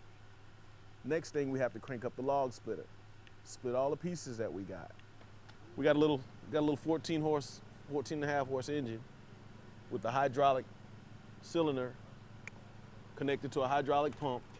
This hydraulic cylinder goes down and slowly splits the wood to this point where it's small enough to handle. Aight. Which makes it burn easier, faster. Right here, this is the main heat source. This is what we call a burn barrel, which is made out of an old drum that was used at some point for fuel or whatever it may be back in the day. For and whatever. We torched it out, made a doorway as you see, and we took old truck axles that were no longer any good for a truck and kind of crisscrossed them in there to hold the wood until the embers fall in the bottom. Huh. After building the fire, while the fire is getting ready, you put the pig on the pit.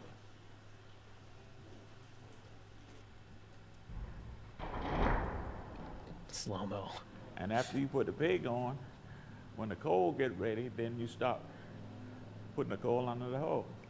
We take a shovel, scoop it in there, scoop up what we need, take it on the inside, and we have an open door at each pit where we go under with the shovel and spread the heat at both the ham and the shoulders. Oh, okay. All the heat meets in the middle.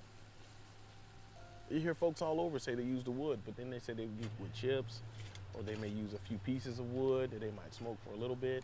This right here, all wood, nothing else. 100% wood.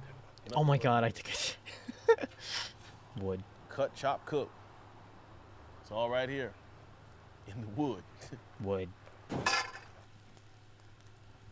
I need like a When we're final chopping up the picture of embers this. and taking them in with the Hell yeah, shovel. this one. We're actually just slow roasting the meat. Thank you, Brandon, Kinda for showing cooking it this. slowly for You 8 keep to making 12 me want to have barbecue to with make sure you, everything, and it's winning. Smoke simmers through, the real flavor of the wood gets locked in. Super good of this guy saying wood. Wood. Then do it. It's about 4 Buy me a p.m. plane ticket. These pigs have been on since Nerd. about 4:15 yesterday afternoon. We're about to flip them over, Okay. season them up, crisp the skin, get them ready to eat. The flipping is a process where the pig is actually face down on the grill. Please, I need to see there's this. like a rack up under them. We take another rack, put on top, one person gets on the other end and one on this end, and we hold it tight. And then we pick it up, twist it over, and lay it right back down. Hello, So Crimson. it looks simple, but it's actually a little bit more difficult than it seems. And once you do that, you go ahead. It looks. You shake your seasonings. Oh, let's go. Seasoning. And we add a little heat to it, and make sure everything is nice and warm while we're doing it. There's onion Spin the powder. skins all at the same time, and then we mop it. And the mopping process is kind of like putting your sauce on in a gigantic way, where most folks use a little brush on the grill. We use like a mop. Our Me, sauce. me cheering at the top of my lungs when they sauce it. Quite a few people think that it's mustard here. Is that lemons? Mustard is really upstate from here. Huh. And from where we are, from Columbia on back, the PD region, we're mostly vinegar pepper based. There's a lot of places you get meat where they serve you the pork and give you the sauce to add to it.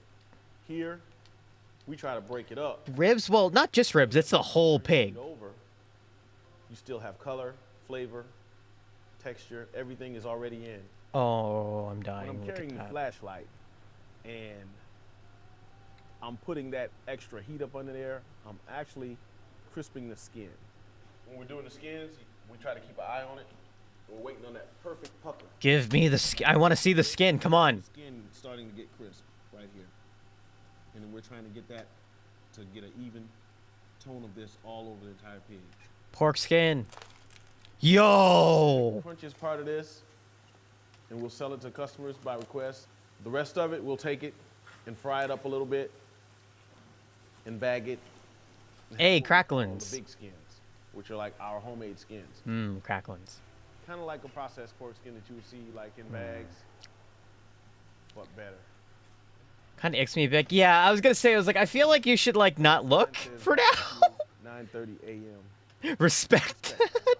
It looks like. I just love when it just crunch. Waking up as early as That's so good. and they want the barbecue so bad. I can't eat a lot of it, but when I can, I savor it. It's so good. And then moments after I die on the floor from too much fat. But Once we take it in on the rack, that's so put red. it on the table, and once it's on the table, my mom takes all of the bones out, separates the fat from the lean, Boneless. bones from the skin, all of that good stuff.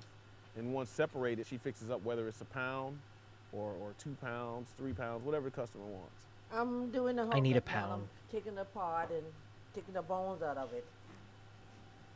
Separating the bone from the meat. It's tender enough, I don't have to have a knife. Oh. You heard that? You just pull it apart. It's so tender that you don't need a knife. Oh, I'm dying. They're not gonna bring it to you. You just gotta go and see what it's like. And in our case, you just gotta come out, take that drive to Hemingway and see what we're like. I came from all the way about 45 miles from here. And I said, well, I asked my wife today, I said, you want some barbecue? She said, yeah, I would think about the same thing too. You see us a place with Sharpie menus, you know it's goated. Yeah, no, this is absolutely like Well, I was up here on some the best. I'm here, I always stop by if it's a Thursday, Friday, or Saturday, whenever they're open, and try and get some good barbecue. I'm getting ready to go to Tampa, so my son live in Miami. He wanted some barbecue. So come by and pick him up some. And Oh, it's sweet. live in Tampa. I'm from Mullen, South Carolina, and I was coming back from Charleston and been coming up here for years, and thought about it, and so I stopped by and get my And they even got you like the casual like thank you bags and stuff. I ordered 4 pounds of barbecue. Now, wait, is that because it's Friday night and you're going to take it home to the No, family? I ordered that because that's what I wanted. Hey Rio. You got any skin? Got a few. Got a few. I get How much is $2 worth of skin? I love to eat it on my grits. Yeah. How's Friday go? It got complicated. We're watching food. And I can't. Hold up. We need to look at pricing. We need to look at pricing. Please do not use your cell phone, quote unquote cell phone, while you're ordering. That's adorable. I love that. A new law, Scott's Barbecue. We can only sell hogs for family reunions, dinner, parties, not for resale. Dang, man. What happened to the place? There's also, let's see here, what else is there? We will not be taking any orders under 5 pounds on the phone. There will be no wrapping, thank you. How? Okay. Now I was looking for everything else, but large hog, $400. Yeah, you know what? That sounds like party catering for sure. Half, medium gallon sauce. How much is per pound? $8 a pound? Yo, that girl was like, remember she was like ordering like 4 pounds of barbecue? I'm like, $32? 4 pounds of meat? Yo. Also, gallon of sauce is 20. You better be using that entire thing. I feel like you would. Also, hold up. A whole chicken. $7. That's good eating. That's good. We serve it actually with just the meat, and a lot of folks would have to request the skin, and we will put a layer of skin on I want barbecue now. of the Yeah, me too. pound or 2 pounds, whatever the customer gets. It keeps crunching, and I'm like, oh. Sandwich in smaller sandwich size styrofoam trays. Oh. And we add a piece of skin to the sandwiches upon the customer's request. Ain't working. Well, right now, I'm a gentleman in need Yo. of a barbecue sandwich. And, say so much about my A neighbor. barbecue sandwich with pork skin. Artist right here in South Carolina. Oh. But I'm also I can't eat for 5 hours because hospital. No. You were slicing corned beef. Hey, don't knock it though. Corned beef is good. Of a barbecue sandwich. I like looking at corned beef. Whole lot of hard work. Yo, it's just on white bread. It's legit. Having the right amount of heat for the right amount of hours. Having that pepper, vinegar-based sauce Mhm. with a touch of love. Mhm. And that's just the perfect sandwich for me. Perfect. Yeah, don't get me wrong, but barbecue's that soul food shit. Yeah. Barbecue, it's a hard working business. The work is very physical, very intense. Barbecue's it takes good. A week just to get that little flavor. Not just wake up, oh, I'm gonna be a pit master today and cook. Nah. This is days of work. right here for just this result. Days and days of work. Is this the Jiro Dreams of Sushi for barbecue? I feel like this is the Jiro Dreams of Sushi for barbecue. Cutting, splitting, loading, shoveling, flipping. This is barbecuing. Yay. At least around these parts. This is barbecue. Heck yeah. That's an anime. I know. I want to see an anime that is nothing but barbecue and soul food. Barbecue cooking anime. Yeah, no, I don't want...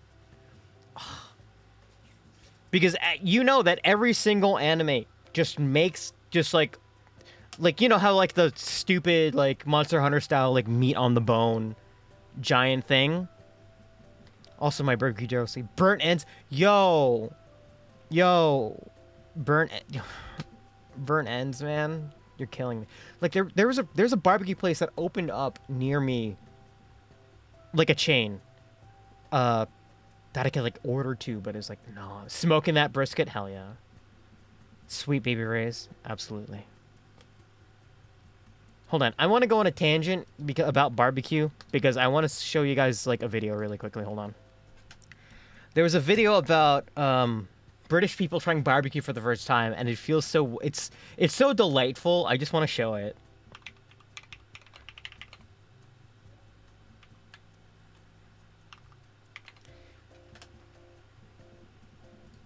Hi. It's so cute. Also, yeah, next video is about Lego.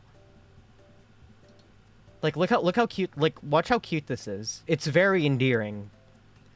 That channel, they went to Whataburger and Buc-ee's. Yo, nice. I'm Josh. I'm Ollie. And today, and Waffle House. Texas I need to see them go eat. I need to see what Waffle House offers them as a concept. These are the offset smokers. So what are we smoking in here? Brisket.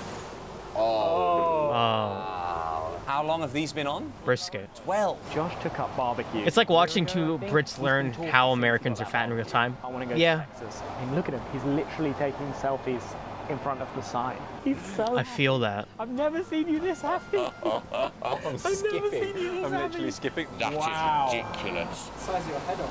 Yeah, I've got a whopper of a head. Significantly bigger than your head. I have a huge head. Genuinely, that has made my year. Thanks, Oscar. Thank you. Oh, doing God's work. Doing God's work. Oh my gosh. Thank you so much. Yeah, Trini, I think they're going You to ready for this? everything. First and foremost is the beef rib. In the barbecue world, we call that the Rolls Royce of barbecue. And they say barbecue. It is just 100%. No, barbecue and soul food is absolutely Yeah, and then we're going to try America's signature cuisine. This is the end pieces on the brisket. I don't know if you want to try it out right now. Oh, burn ends. And look at them just have like a revelation. It's like heaven melting in your mouth right now. absurd. You got to try a little turkey, man. Oh, this is I'm not big on beef ribs. Yeah, beef ribs are. Nah. I love how enthusiastic all your employees here are. How am I going to fit this into this torso? Turkey is also an underrated slap. How old is your daughter? 14. Okay. Absolute underrated slap is turkey, smoked turkey. This is so heavy. I want to see Adam's reaction when he sees all Also this. hydrate, thank So you. I will take These the are the sides. The water? Where's the water? And this is the meat. Oh, careful, you almost fell over. What on earth? I'm so hungry now. Where do we start? Like, what on earth? Let's start with the brisket. Oh my gosh.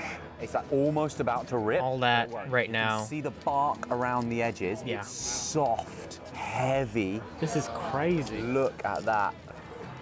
Look at the piece of meat. Oops. Oops. We need to make like a. Oh my goodness me. Wow. Holy crap. I'm not going to be able to film this. Like, I can't, I have nothing to say. I almost want to cry. That's so good. Oh my god. Oh my god. It's like that one scene in the movie when they eat a sandwich and they orgasm. They're kind of crispy. You know, the one classic scene that we all know. You see how it's blackened around the edge because it's absorbed so much smoke. They're so full of flavor. The meat on the inside is so soft. Okay, you guys need to try this. You have to taste this. Try that. The bark around the edge, the softness of the meat.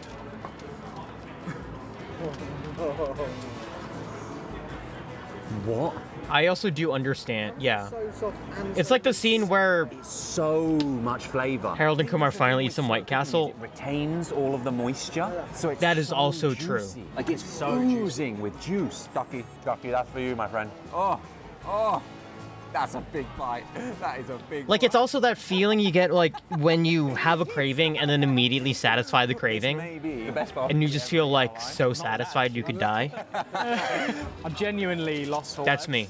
I'm speechless. Or at least that's how I feel. 14-year-old girl eat a whole plate of that. Come on. Let's keep going. I want to try some other beef rib. Beef rib. What is that? It's the Rolls Royce of barbecue, apparently. It looks like something out of the Flintstones. That is a Monster Hunter. I think they literally. That is a Monster Hunter level item right there. Yeah, well, I think they literally nicknamed. Well done beef right there. Because look how big it is. Look at the size of it. Oh my gosh. Oh, you got the end. Look at the other side. You got the end of the rat. Look at the bark on that. This is absolutely ridiculous. They often say, you know, meat on the bone is the best to get some most flavor. Okay. This is literally. Yo, save some sweet potato fries for me, Rio. I love sweet potato fries. Sweet potato fries in like maple syrup. Oh. Okay, well, sweet potato fries, cinnamon, sugar, and maple syrup. Yeah. Yabba dabba doo. That is incredible. Yabba dabba No, that's doo. not funny. That's not funny. What do you mean? Did I mean, offend the meat gods? No, not your joke. I mean, the meat. Like, that's not. My joke also that wasn't can't be funny. That can't be that good. I think it's better than the brisket. Oh, this is. It's fattier, which basically means more. Place who does sweet potato fries with cinnamon. A Yes. bit crispier, and the meat is somehow Yes. a little bit softer. If I press this, like, can you see how juicy it is? Also, a place that I usually go to also has like sweet potato tots with glazed with that? maple syrup. Dripping juice. Okay, I'm going in for another bite. I also, again, have never felt the same. I'm gonna start crying. What? I'm just bracing myself right now for the number of conversations I'm going to have to endure with you telling people about this experience. Take you on a food crawl. One of the best mouthfuls of food I've ever had. Is it I hope you like a lot of Japanese restaurants. I think I am sharing the best meal And the occasional Wahlburgers. with Josh. Our wife. Hey, I need that. I mean, like, I feel sweet so potato fries are like on the table, and I'm stealing someone else's. If I eat more than some, it feels like I weird. deserve this. Just take an enormous bite. Biggest bite you can. But like, Yeah. Oh. but too big on seafood, but your game understood. Yeah. Okay, but the thing about sweet potato fries that you can lie to yourself about is that they are actually less caloric and more nutritious per volume. So flavoursome, so juicy. You don't need any sauce. Time to make some college. It would almost be criminal. to Hey, put hey, sauce on listen. Ducky, try that. Sometimes that type of food is really good. I'm not saying you'll lose weight from it though, but it's good. Here we can split this up. Chuck it. Do my recommendation: just cook some ramen while it's boiling, add a raw egg. How are we going to get better than this? I mean, we're barely You'll love a it. quarter of the way through, and already I genuinely think this is maybe the best meal of my life. In all seriousness. Personal recommendation. Tried. But at the end of the day, I won. Ah, pork rib. Pork This, I'm so stunned. Ooh, pork Jiggle ribs. on that. Look at the jiggle on that. Jiggle. Why are they That jiggling? smoke ring looks beautiful. Yeah. I can't believe it. Mm-hmm. Ooh. What? Oh my! It's so sweet. It's like it's been soaked in water. It's so moist. The disbelief is so funny. Candy. That doesn't sound good, but it's unbelievable. These guys have never had Ridiculous. candied bacon. Oh my god! I mean, it is truly offensive, isn't it? It's way too late here to be watching so much meat. You're kind of right. You basically Making the Discord for chat. right and put it in bread. I will debate if it is considered good or not. I don't think it's gonna be that bad. Cheap sausages from Tesco, Mm-hmm. and they don't really look anything like this. Imagine comparing this to Tesco. There you go. Like, you gotta have a base, but like, bro. Oh my gosh! In England, we're quite proud of our sausages. You know, we do great sausage and mash. It is a great. That's another league. This is almost insulting. There's little bits of cheese and jalapeno in there. Can you see that? Oh, Is it good? Gosh, that's like a whole burger in a sausage. I do kind of want to try Incredible. whatever the British consider a good sausage is. Beef sausage right there. Yeah. Barbecue sausage like cake. They do. Yeah. They crunch. Oh, wow. They crunch. They pop at you. It's the snack that pops back. Yeah, like What is our country doing? seriously. I love that that's Shows how good it is. leftover meat after the brisket, after the Yeah, rib. yeah. You're making sausage with it. Sausage. But the flavors, like everything. The wrapping is just, you get a good crunch, and it's wonderful. Smoked turkey. Wow, that feels very soft. Okay, no, I should say. Man, I need barbecue links now. Of course, I mean everything else we've It's tried has been frickin' so turkey. full of flavour. This you ever looks get- like the most bland thing ever. I ordered barbecue like last week. I Tesco's, can't they do sell this. It's just not going to be good, is it? Yeah, Rio, I said, like, Slow smoked. turkey breast is absolutely underrated. Oh wow. It is the dark horse of the meal. Okay. Wow. It's a completely different animal. I think- Literally. Yeah. We're playing a different. Like, barbecue game. turkey is Nowhere a near the nice flavor settle. Or the richness as everything we've tried so far. I would absolutely want it on a sandwich, but eating it by itself is also good. Could you imagine that in like a sandwich, turkey sandwich? Just for lunch. You could eat that every day. Every day. Twice a day. Yeah. The rest of it, I could do 2 or 3 times a week. I'm not sure whether I can do 2 or 3. And I always love that there's just like white bread because You and I both know from experience White bread. that Charles III is king at the moment. Stop. If you said to me, look, you've got to meet King Charles every single day, like he's going to be the main person you talk to, it would be overwhelming to my senses. Quite intense. Okay, Honestly, you're I'm, saying- I'm not sure my digestive tract could take the Because stress best of fried, this. no. Thing about the brisket. The same applies Oh. to the brisket. Can we try some? No, the thing with the fried turkey is that it does the same thing where it keeps the juices inside Look how soft and moist with the crunchy with a nice crisp outside. That's why. But Is that good? What the hell? you're not doing that on Thanksgiving. That is, it's like corn. I mean, you're not smoking it on Thanksgiving. Delicious cake. It literally tastes like Cornbread. Victoria sponge. Oh, no, better than Victoria sponge. It's delicious. I mean, Victoria sponge is pretty good. That is amazing. The owner, Robert, he said that Patty Black, she makes these sides, these Best entire barbecue side. recipes. What the hell? If I lived A anywhere good near barbecue here, I'd side be dish, eating it all the honestly, time. for me, Mac and cheese is incredible. is either mac and cheese, potato salad, coleslaw, or any form of pickles. Amazing. Refried beans. No, there's chili with brisket. This is chili with brisket. That's amazing. Nah, Rice. that just looks like it's Bloody beans. brilliant, isn't it? There is something so unpretentious about this, though, right? We are literally on the side of a highway. I don't understand how they award Michelin stars, but I'm pretty confident that this place is never going to get a Michelin star. I have no idea why, and yet you can buy a meal. I think that is among the best I meals treat pickles like I do in the with world. Japanese pickles. They're always a palate cleanser of some kind, you know? No, that's 25, definitely not. maybe 100. Like you've had too much, you just gotta eat, you just gotta Michelin belt. punch your side, you gotta punch your taste buds back into shape Undisputed Michelin to get champion something of the good world. again. Should we try some peach cobbler? Peach cobbler. Wow, there's a proper chunk. How is that peach cobbler? Cheers, mate. Cheers. Oh my god. Where's the crunchy bit?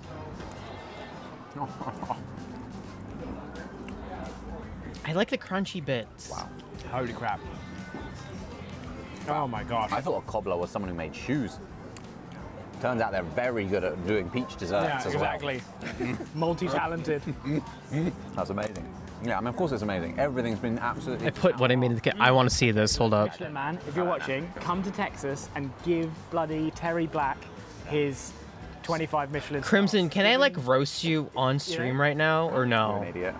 Nothing I don't we want said. to. I'm not going to be mean. I just want to show it off for the I class. think we're still just underselling it. Thank you, Terry. See you. Pretzel pudding. jolly soon. See you later. Rio, you need to get me that pretzel. How am I gonna have Okay, to hold eat on. out of it? This is what our lovely viewer Crimson also gave us today as his meal. Seems fine, all right, right? Inside.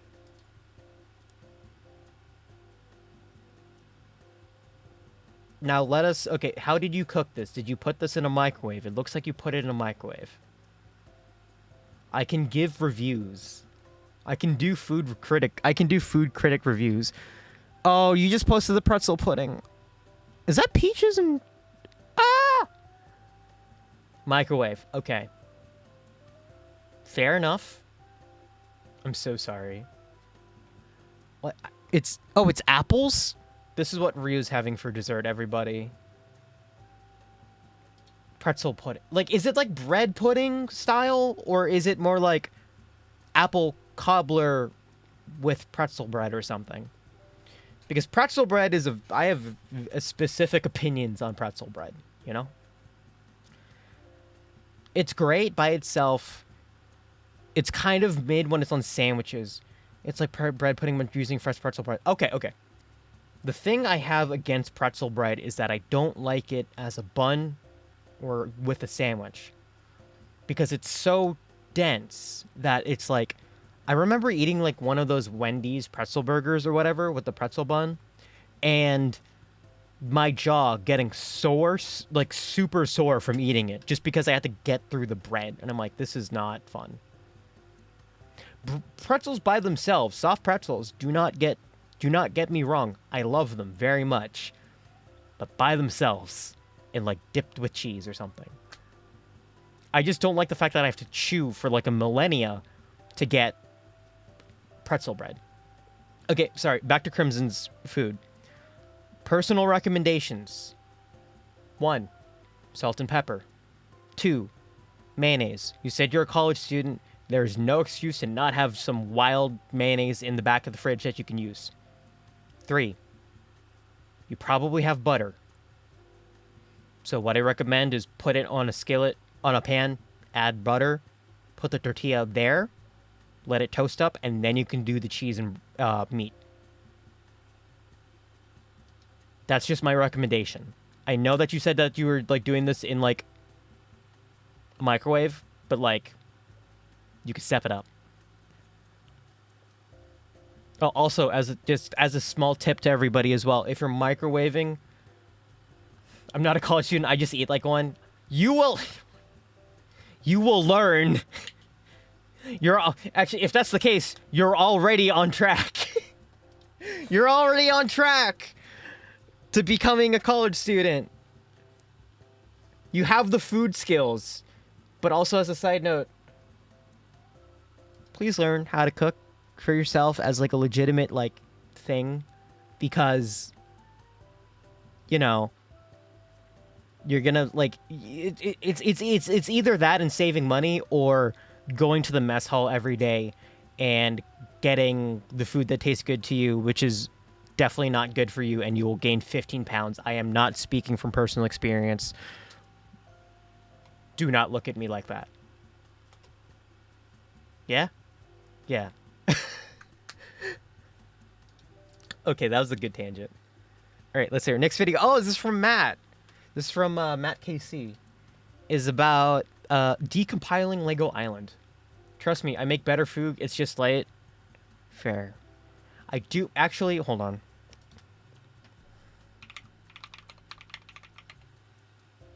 I don't know if you've seen this video. I'm just gonna post it in the kitchen and then just leave it at that, because some of y'all need cooking advice.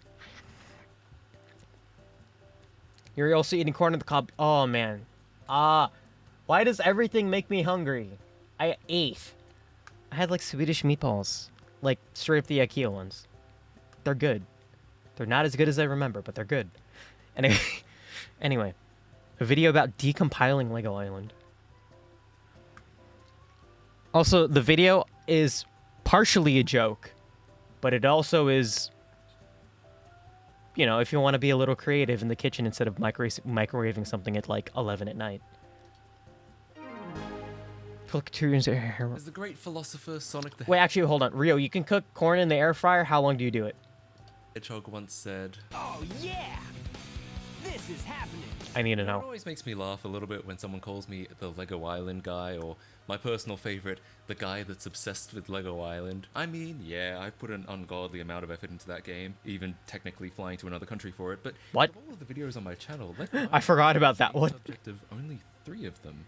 And to Flip be it Africa. totally honest, Okay, I will try that technique later. Lego Island, at least not as an adult. Yeah, I know, blasphemy. Santa Claus isn't real either, by the way. The fact is, it's a very short game with only about 30 minutes of gameplay for the average adult, and the puzzles and races are hardly challenging beyond the age of, like, 10.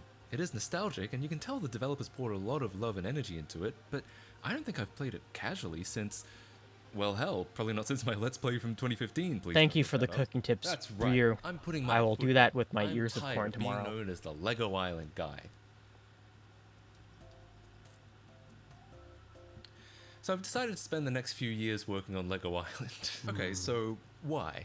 Why would I want to decompile a game that I just admitted I have very little interest in regularly playing? Well, some of it is the first thing I mentioned, nostalgia, but actually a lot of it is the second. The more I've looked into the development of this game, the more I've delved into the code that comprises it, the more fascinated I've become. This was not some phoned-in hack job like a lot of branded video games we could talk about. This was a real labor of love by a group of people who were passionate about the kind of immersive experience they could make for kids with this brand new technology. Few breaks back, brand so new, I can do that. pretty revolutionary. 3D games Yeah. obviously existed before, but they'd Yeah, that's why I'm interested. I'm learning. Find spaces. Lego Island was one of the first to actually be open world, to let you stand on a rooftop and see an entire civilization stretching out in front of you. Which the developers admitted is why it's an island rather than a city, so they could have an in-universe reason to limit how much geometry had to be rendered at any given time. And it did all of this with, in retrospect, some pretty limited resources. Keep in mind, this was before the widespread adoption of 3D accelerated video cards, so the game had to be optimized enough to render entirely on the CPUs of the era. It also had to stream music, animation, video, and texture data off a measly 4x CD-ROM drive. That's only 600 kilobytes per second, less than most people's internet connections today. Unless you're archive.org, of course. And That's there were pretty no complicated. big-name game engines back then. Hey, you have Nearly Lego all of Island. the stuff was Nice! Custom written specifically for Lego Island. For me, this game has become interesting in almost every single We get to way learn its secrets. except actually playing it. Not that I didn't think it was fun as a kid, just that as an adult, what I find fun about it is completely different. And that fascination with the technology is why for years I've wanted a Lego Island decompilation. What the? What is a decompilation? What's Pretty a- much exactly They're so what it specifically. sounds Yeah, like. they're specifically Compiled machine funky code and weird. back into source code. If you're in these nerdy retro gaming circles, you're probably already aware of some of the more high-profile ones. They take a lot of time and effort, so it's usually big news when one actually finishes. In fact, decompilation I think is kind of a misleading word. It makes it sound like it's just compiling in reverse, like you can just pass it through some program and the whole thing is automatic. And it would be nice if it worked that way, but no. Compiling is considered a lossy process. When you write code, you're essentially giving the compiler a lot of instructions for what you want your program to do. But your program doesn't actually need to know most of that stuff in order to run. It doesn't care about function names or structs or classes, and more importantly, machine code doesn't really have the concept of variables. All it really has are registers and memory addresses, and it's up to the compiler to use those to do whatever you told it to do with your code. Decompilation is largely about trying to restore that information through context clues or educated guesses. It's basically reverse engineering. Well, Bake a cake. that is what reverse engineering is. The oven and unmix it to get all the ingredients back. But you can, with enough time and effort, reverse engineer a cake using context clues and educated guesses until I've you seen arrive this at a before. recipe that produces Alright. more or less the same thing. And that is essentially decompilation. Not really an automated process, more like hand translating code from one language to another, where the original code happens to be heavily obfuscated with little to no documentation. As you might expect, it's definitely challenging, but more than that, it's just time consuming. Most completed decomps took years, even for a team. You've done what you suggest. This decomp of Diablo reportedly took someone 3 years unemployed to complete. It's a tremendous commitment that most people simply don't have the time to follow through with. Do I think my chances of completing a Lego Island decomp are any higher? No, not really. Usually, decomp is reserved for widely popular games with high demand for Like, modding or porting, especially if Learn it's stranded on cooking, old and learning to costly cook for expensive yourself console is that's one of those things where it's like emulated. you can only benefit from this process. Like me, most people aren't interested in playing it regularly, and since Or it's on PC, I've already gain a lot been of able to weight, write but fixes you know and you're improvements through the much simpler you better eat healthy, process you know. of injection. So, what benefit would a decomp even provide? Well, to be honest, mostly just to look at one of the most interesting code bases I've ever seen. How does the game actually work? How exactly do the game's infamous streaming asset packages work? Why does the game glitch out and crash whenever you try exiting on modern PC? Oh, he's freaking out. These questions and many more are what I'm hoping to answer with this project, and while technically a decomp It is looks worse to answer those, I figure if I'm going to be putting a lot of effort It's never about if it looks worse. anyway, I may It's as about well if it go tastes for it. better. If I'm successful, we'll get a code base that we can do whatever we want with. So that's what I'm doing, and yes, I said if I'm successful. This is part one of a series that I have no idea how long it's going to take, or if it'll even be completed at all. I just think it'll be a lot of fun, and hope we can at least get somewhere with it. But don't worry, this isn't... There is a lot of food My mind works best if I that can looks horrible projects but that tastes miraculous. and it won't That's be all that another 5 matters. months until the next one either. Hopefully. But no matter what happens, I hope you enjoy the journey. Let's get started. I'm actually concerned about what it looks like. Did you add too much mayonnaise? Like what? What happened? Now, to begin, I should mention that this is not the first time I've tried to decompile this game. My first attempt was actually way back in 2019. Yeah, remember that? The world before the coronary virus? I feel like an innocent, naive time now. And speaking of naive, I started that decomp around September and made the hilarious prediction that we'd be getting in-game by the end of the year. Ooh. Years later. Oh no. To be fair, it's not like I've been working on it consistently since then. I went through a couple Oh of no. bursts of productivity early on, but back then I was making it a lot Crimson, I meant like than I needed the to. tortilla side. By looking at the game's raw assembly and hand translating it line by line into C++, and this is just an incredibly It might taste better.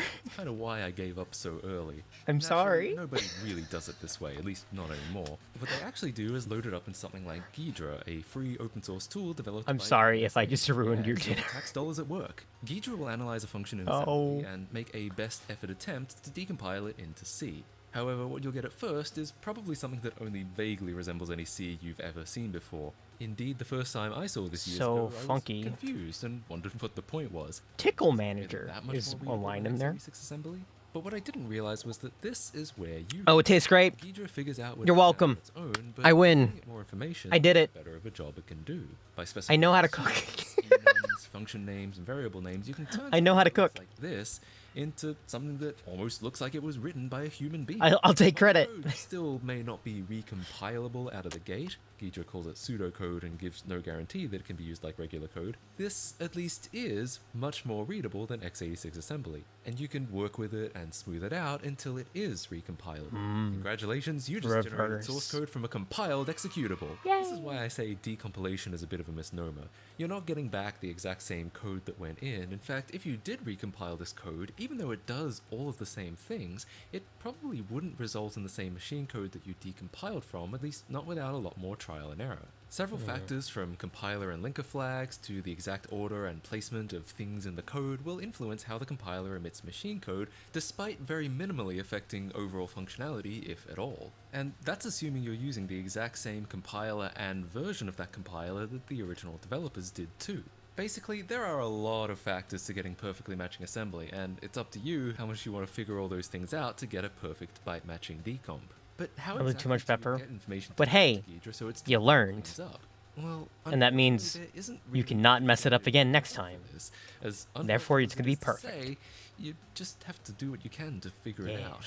If you can find a part of the code where you do recognize what's happening, you can probably start naming some of the variables and function names. Then if you look at the code that uses those functions and variables, you might be able to recognize what they're doing, so on and so on. And again, the more information you give to Ghidra, the better its decomps will be across the board, and eventually it'll all kind of start to make sense, at least in theory. It's So like this sounds it's a like long, Sudoku, laborious except you're process. solving it Well, for yourself. Now you know why decomps take so long. I If mean, you're getting paid to do it, you're it's really taking just forever, but at because least you're it's like passionate and Sudoku. Excited about making sense of obfuscated code.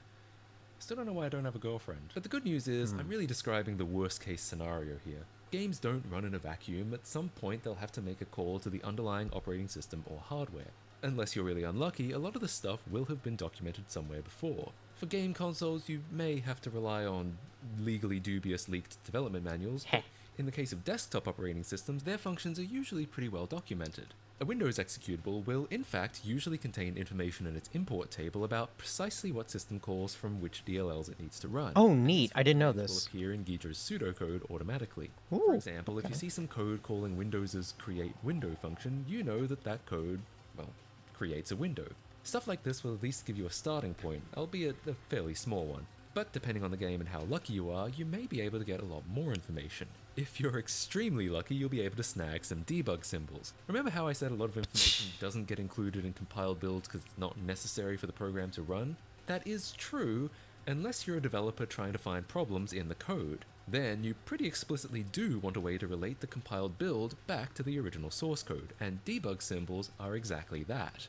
Debug symbols will usually define global variables, function names, the source code file, and line that each instruction Little came bug from, guys. and can sometimes even define I'll keep classes sending the and food to make variables for you and to judge. methods. This gives you I feel like this should now be because a lot of that a feature educated of some guesswork kind where I becomes judge completely people's food unnecessary. and give As advice. such, debug symbols are almost never included with the final release of a program. Whenever they are, it's usually a grave mistake by the developer.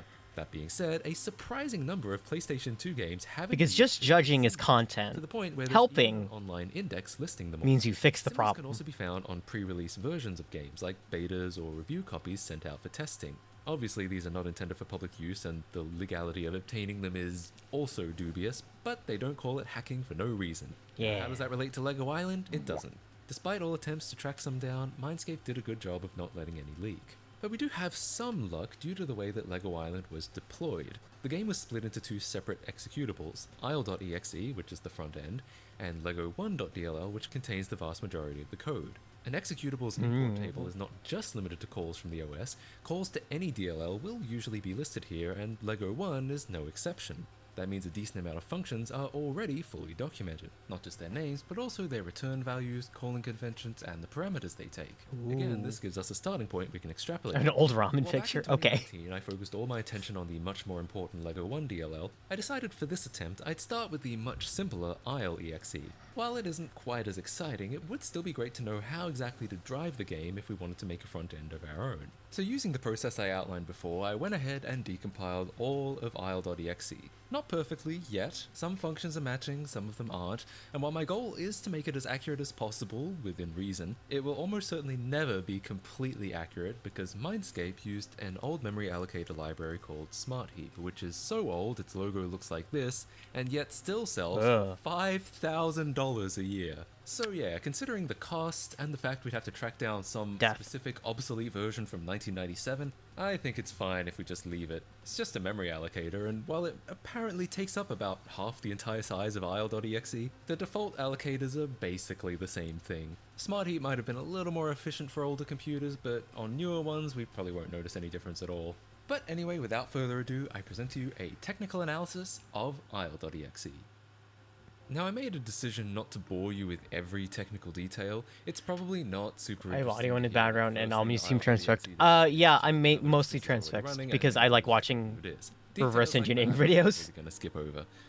I know I haven't been talking a lot. Compared to LEGO 1, Isle is tiny. It's a mere 85 kilobytes compared to LEGO 1's over 1,000. But I will say that The ramen does look good, although it is a bit dark, so it's hard to judge. you could probably guess that Isle creates the main window and passes along keyboard and mouse input to LEGO 1, but before that, it does some pretty unusual things. For Alright, what does it example, do? One of those things is nothing. Yeah, nothing. As in, one of the first things LEGO Island does, just after telling LEGO 1 to initialize, is sit around for 200 frames before it actually tries to load anything. I actually discovered this a while ago. I tried skipping it and found that not only did nothing break, it actually launched faster, so I wrote it into Rebuilder as an optional patch you can enable. So why is it doing this at all? My guess is that it's a pretty hacky way of ensuring that LEGO 1 has finished initializing before it tries to do anything. Ideally, you'd find a way to send a signal when everything was ready. That way the delay is only as long as it needs to be and you don't have to blindly wait for the worst case scenario. On one hand, I love that they do janky implementations like that, but on the other, this is just what programming is. It's just like it when I was doing it, it was like it felt like I was just like covering everything in duct tape to make sure it worked. I never felt like I was making something super cool or complicated or like ingenious, because the ingenious ones usually don't work. I was just kind of slapping things together and putting it together with like painter's tape. Not even duct tape, not even the good stuff. In fact, LEGO 1 does send some events to the main window to tell it when to change cursors, which could have been used in this scenario too, but hey, if you're under a time crunch and just need to finish the game, making it wait a few seconds gets the job done. I also found some things that I think are vestigial, as in things that used to serve a purpose but don't seem to anymore and were never removed. Ramen does seem good. Is the fact that LEGO Island tries to read an entry from win.ini. To understand why this is so strange, we have to go back, like, way back. Back in the days of Windows 1, there was no registry or anything like that for apps to store configuration, but there was win.ini, a single configuration file that Windows stored its settings in and that apps could read and write to through the Windows API. It didn't take long for Microsoft to realize that every single app, as well as Windows itself, all meddling in the same file was perhaps not the Oh, greatest that's like idea. So in Windows one 3, whole Windows file. New APIs that let apps create their own INI files rather than using Windows's. By Windows 95, Windows okay. was no longer being used by Windows itself. While many of its settings were still honored for backwards compatibility, Microsoft was very much discouraging its use in favor of the newer Windows registry, which LEGO Island uses. So why is it going anywhere near Win.ini? To be totally honest, I don't really know. Win.ini was essentially removed around XP Vista-ish, so I tried it on Windows 98 and found absolutely no difference at all. Judging by the name MediaPath, I thought it might be another way to point to the game's streaming asset files in addition to the ways that already exist. Like the But the CD if it path. does Yeah. do that, or indeed anything at all, I can't figure out how to use it. It does pass the result to LEGO. Hey, Robin, Windows, just worry, I just so had a picture maybe of as it. we get deeper into this, we'll get to Not see fair. at least what it was supposed to do. Now we're getting into some bugs. Ooh, you thought bugs. this game's code was flawless? Well, I don't know what would have given you that idea. If you've played LEGO Island full screen within the last few years, you may have run into this white bar across the top of the screen offsetting all of the visuals down. I found it's a little inconsistent exactly when it occurs, but it started happening sometime during the reign of Windows 10. Now, it's easy to get mad at Microsoft when a Windows update breaks compatibility, but to be fair, this is LEGO Island's fault. When you create a window, you give Windows some style flags to tell it how you want that window to look. For example, when LEGO Island runs in windowed mode, it tells Windows to create a title bar, an icon/system menu, which also gives it a close button, a minimize button, and a maximize button. Pretty straightforward. When it runs in full screen, it tells Windows to create a title bar and an icon and close button. This is, well, there's no other word for it. What? Wrong. You can find this excerpt from the documentation Entirely of wrong. 5, the version this game uses, specifically saying you should use the pop-up style for full-screen apps. And indeed, if you force that value instead, which Rebuilder now does, the problem goes away. Yeah, so the white bar at the top of the screen, that's the title bar that LEGO Island specifically requested. Technically, older versions of Windows were actually less correct for not showing it. But this can be a pretty contentious topic in operating systems. Is it ever permissible to break compatibility, even if it's for the greater good? If you're Apple, you say, yeah, we don't care if we break an app that's only 3 years old. However, Linus Torvalds, lead developer of the Linux kernel, has famously said, we don't break user space, and that if a change results in programs breaking, it's a bug in the kernel. We never ever blame the user programs. He also swore a lot. And for the most part, Do not Microsoft swear. seems to feel the same way. Despite a lot of talk about old games breaking on newer versions of Windows, Microsoft has put a tremendous amount of effort into maintaining backwards compatibility. In some cases, all the way back to MS-DOS from the early 80s. The fact is, if a program is written correctly, it'll run just as well on Windows 95 as it will on the latest version of Windows 11. There are just a lot of programs that haven't been written correctly over the years, LEGO Island very much included. You could argue I mean, that Windows Mood. suffers by trying to stay faithful to such old and frequently broken technology, though you could also argue that's Windows' primary selling point. A huge library of applications, both new and old. Yay, backwards You could also see it as compatibility. a necessary evil. Yay. Plenty of people need to use programs that are no longer being maintained and are not open source, and old games almost always fall into that category. As an example of how bad it could be, good luck trying to play a game on macOS more than 5 years old. Actually, just good luck trying to play a game at all. Meanwhile, if you peruse through the 2020 leak of the Windows XP source code, you can find a section There's a leak of the XP source code? fixing something for LEGO Island. Yo, what the heck? Yeah, there's code in Windows, probably still to this day, solely for this game. Whoa. So even though we all give Microsoft a lot of shit, plenty of it deserved, I do think they also deserve some credit for making sure these old games are still playable. I wonder what the fix did. And those are the biggest things I learned from decompiling isle.exe. But that's kinda like I neat. said, we're not even in the meat of LEGO Island yet, nor have I even talked about other discoveries I've made outside of the decomp through Ooh, reverse engineering assets. the SI format. In the next parts, we'll look at that, as well as hopefully some interesting discoveries from LEGO 1. If you're interested in trying out the decomp so far, there will be a link in the description, but keep in mind it is very much incomplete, and what is there is still not 100% accurate. But it's a work in progress, and I am very excited to continue working on it. If you're interested too, stay tuned for more of that, as well as some other games I've been working on too. My eyes. There's no sponsor on this video, and it's because last year I played the whole game of sponsors, deadlines, quantity over quality, and I was pretty miserable. It wasn't great. I wanted to get That's the mood. doing really interesting projects and making videos about them. Also, I'm still thinking about battery-powered NES because it's kind of horrifying. YouTube game, and it's because it is so much more financially You know? stable. And so, if you'd like to help me out at all on that front, I would really appreciate if you would check out my Patreon or become a member here on YouTube. And I really want to give a shout out to the people who have been patrons and members this whole time, as I've been Matt makes figuring good out what I wanna stuff. do with this channel. It's really meant a lot to me. Subscribe Finally, to his I've mentioned this on Patreon. Twitter and on the community It'd be tab, cool. but never in a video that for a little over a year now I've had a second channel. It's a lot more casual content. There's a lot of me telling life stories or checking out unusual stuff on the internet, but it's fun, and if you want to see more of me between these longer videos, that's the place to go. Anyways, thank you so much for watching. I really hope you enjoyed this video, and I'll see you all in the next one. Bye. Bye. Yay. Matt makes good stuff. Oh! Alright. This one is just a silly because if you guys know me, I've been getting like really into Tetris for a lot, and I wanted to show just some cursed Tetris variants that you may or may not know because there are a lot of these. Oops. There we go. This game is called Not Tetris, and it's I'm sure we know about this normal one. Tetris, but the rotation is cursed. Not Tetris, I'm pretty sure people know about like pretty well. It's so unsatisfying, I can't help but like it.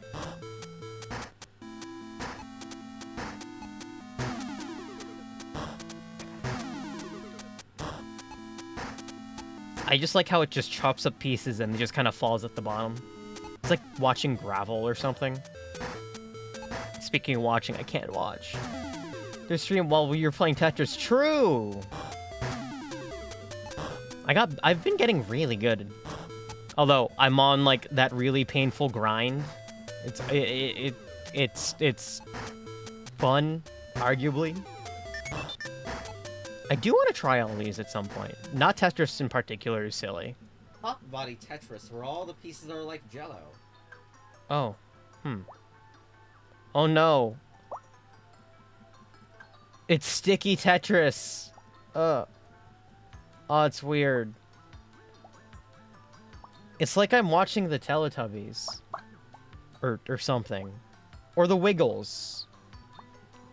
I feel like I could be watching this from the Wiggles. Fleshtris. It's slightly fleshy. Oh my.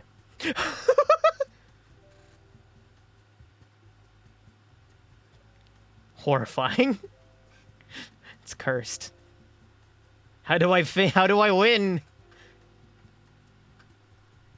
It's based on an XKCD comic, apparently. Here's a video that can only be described as Jetpack Tetris. Oh. No, come on. Oh. Oh my gosh! This is incredibly ridiculous. But I can see that this. If you know your Chinese, this one's hard. And, like, see what it's made of. Come on, I'm trying to. Does this count as fire, and therefore screw up the other side of This one's actually hard. Like, I couldn't do this one. Makes 2 forests. Nope. Apparently, I made 3 forests. Or something like that. 1. Okay, this is what I wanted, because, okay, I do know the obscure knowledge that that is the water symbol. It's a short for water, is what that left side used to be. It's so hard. Burning symbol on top of, well... Radicals are messed that up, but at least we got this symbol. terrifying. We got Chinese radicals are terrifying. I think this would actually give me, like, a heart attack trying to think about this. We can make 2 fires on top of each other for something. Here's water. Another fire. 2 fires on top of each other. Fun fact, did you know that the symbol in Chinese for forest is just a bunch of trees? It worked anyway. It's literally just like 3 trees. 2 trees on top of that would be good as well. Sometimes these things are just obvious, and it makes sense. That's a symbol. 3 trees. Yes. Oh shoot! 2 trees on top of each other doesn't count. Hold on, messed that out pretty bad. You ever think about how this is supposed to teach you Chinese radicals? Later, Crimson. Have a good one. Put this tree anywhere good. Zhao Dai. What are these that I'm making? I have no idea. I just want to get another Pin? to get this working right. Oh, I need to. I made tree on top of fire again. 2 trees on top of fire. Oh, jeez. It's so hard to. Oh wait, How it's. hard is it to make 2 trees? Oh, is it based on the orientate? Oh my gosh. It is based on the orientation of where you put them in. Oh my god, no. No, this is hard. Again, there's a tree, but I can't put it horizontally. Why? Oh no, it's on top of fire again. I hate my life. Apparently, another older variant was this one, which Ooh, has this one's funny. large sets of blocks. This just looks so ridiculous to look at. I love it. Small and big Tetris. And the music sounds like it sounds like it's being played by somebody who's trying Search. We're trying to kind of match hard. categories on the right side. For example, monkey works for animal there. We're very close to Okay. making green. There's also Greece. What actually what the blank tiles are? Oh boy. There's nope. Republic is not there. No. Eagle. Occupation. I'm playing this alongside, and it's hard. Crimea. Oh. I see New Zealand somewhere in there. Brand, country. Oh, this is going faster.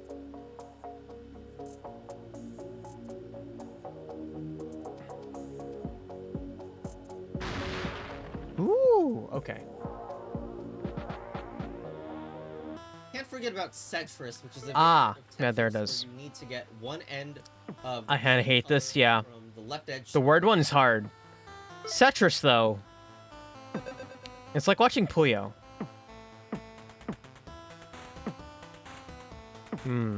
Sand physics. No, left. Yeah.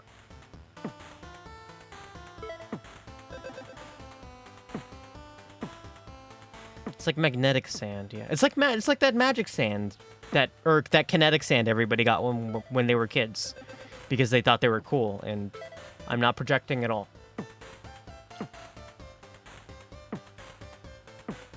I'm trying to figure out. I was like, come on, just green. Green. Green. Thank you.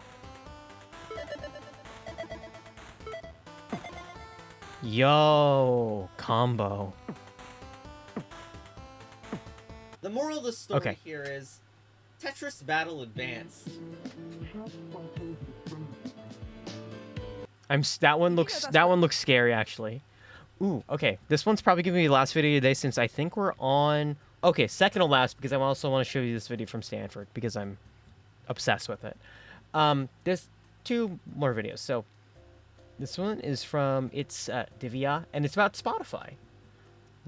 Uncovering Spotify's most unhinged AI playlists. I'm kind of scared.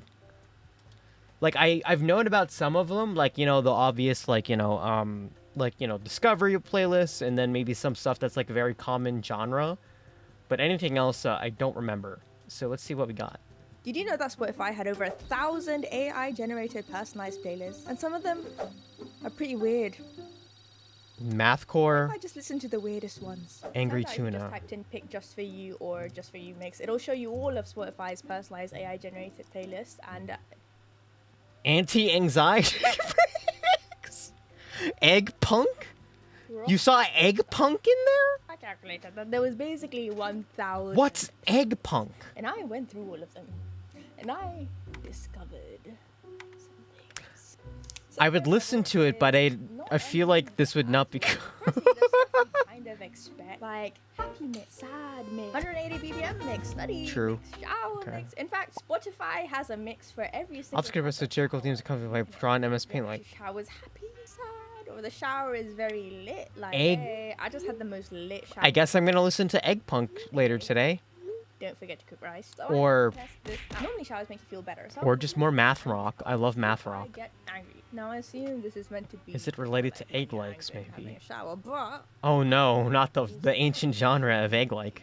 yeah. So I listened to the angry shower mix, and Spotify thinks Angry an shower? is basically just women singing breakup songs, which didn't make me angry. Honestly, it was kind of a vibe. I don't know how the algorithm considers a song to be shower worthy. Now, Huh. the Spotify website says that it's based on your listening habits, your artists, genres, and decades. I haven't listened to math rock in a while though.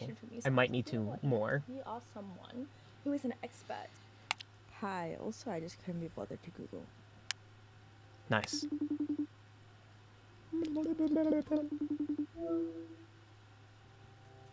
Sorry, I don't know why I'm in the field. Wait.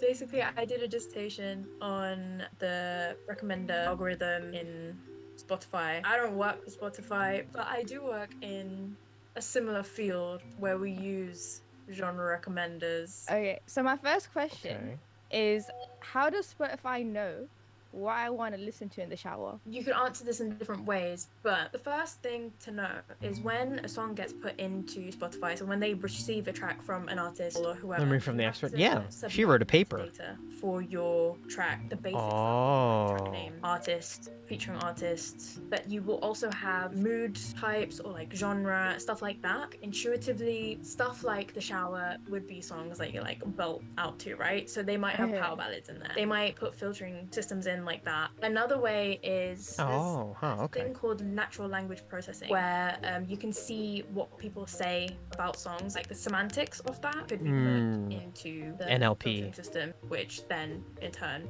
puts them into like a sort of category of songs. Stuff like Okay. Shower by Becky G would probably be in Shower song. So each user will have what would be recommended to them. So based on stuff Okay. like their previous listening, genre recommenders in general will always have data of what time of day you're listening to things, what the season is when you're listening. Is it heightened during a particular season? Some people might just have like a Spotify for Christmas. I don't know. Usually it's not Yeah. personal I've as seen well. You would just sort of fall into a category of users who listen at that time. If everyone You're not special.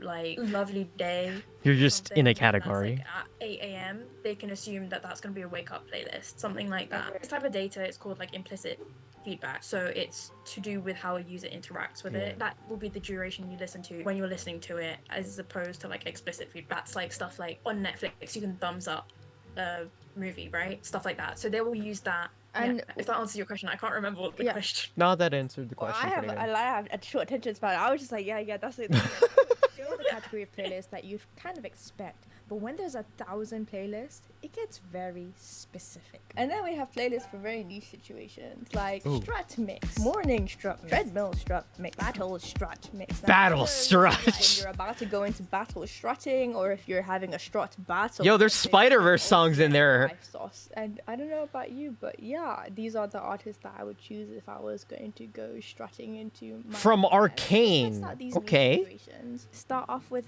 gothic country mix. I am Oh. a world-renowned country hater. It's nothing against the country. What's gothic country? Extremely reliable source Wikipedia said that this was a subgenre of dark country music, and not, as What? I thought, a niche situation where Oh. goths are in the countryside. But this is Alas. not that bad.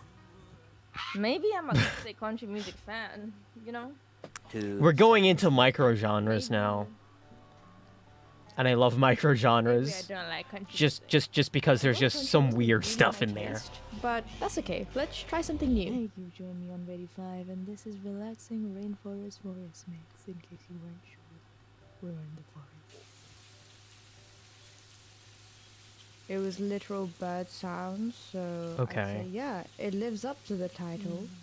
That is, in fact, It's a lot of I feel like this is good birds. for when you're like stressed, reduce anxiety. You know who would benefit a lot from this? Shrek. Katniss 17 when she was Oh. in quarter 12. Let's take a moment to center ourselves, Katniss.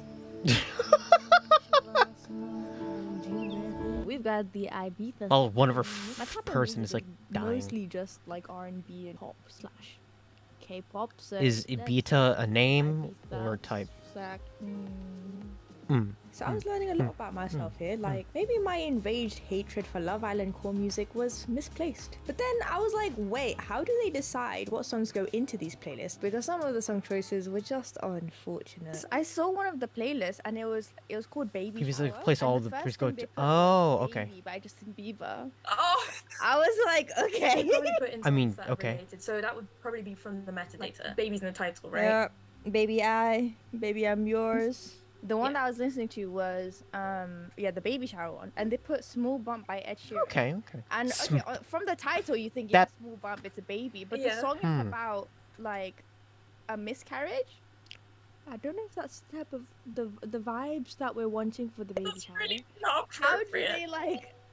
Does anyone check? It's not a good vibe. AI one. It's a bad vibe. That would just be using the metadata. Okay, Bad so I find vibe. that the AI messes up sometimes. It doesn't really understand the lyrics of a song. Maybe not all the songs will be appropriate for that niche situation or even relevant to the playlist. So maybe don't overly rely on the AI to do everything for you. But then we move on to the next I category. do want to see the weird, weird these. Soothing Huh. dogs mix, waterfall dogs Are these 4 friendly dogs? dogs mix, crying dogs mix, happy dogs mix, calm dogs mix, anti-anxiety dogs mix, dogs chill jazz mix, relaxing dogs Why are there so many soothing dogs? classical mix, relaxing dogs yoga mix, dogs guided meditation mix, Dogs nature guided sounds meditation. Mix, dogs mix, dogs rock soft mix, positive dogs reggae mix, dogs country mix, soft dogs classical mix, dogs healing mix, dogs birthday mix, dogs easy listening mix, dogs white noise mix, happy morning dogs White mix, chill noise dogs mix? fun dogs fun dance mix, and it just goes on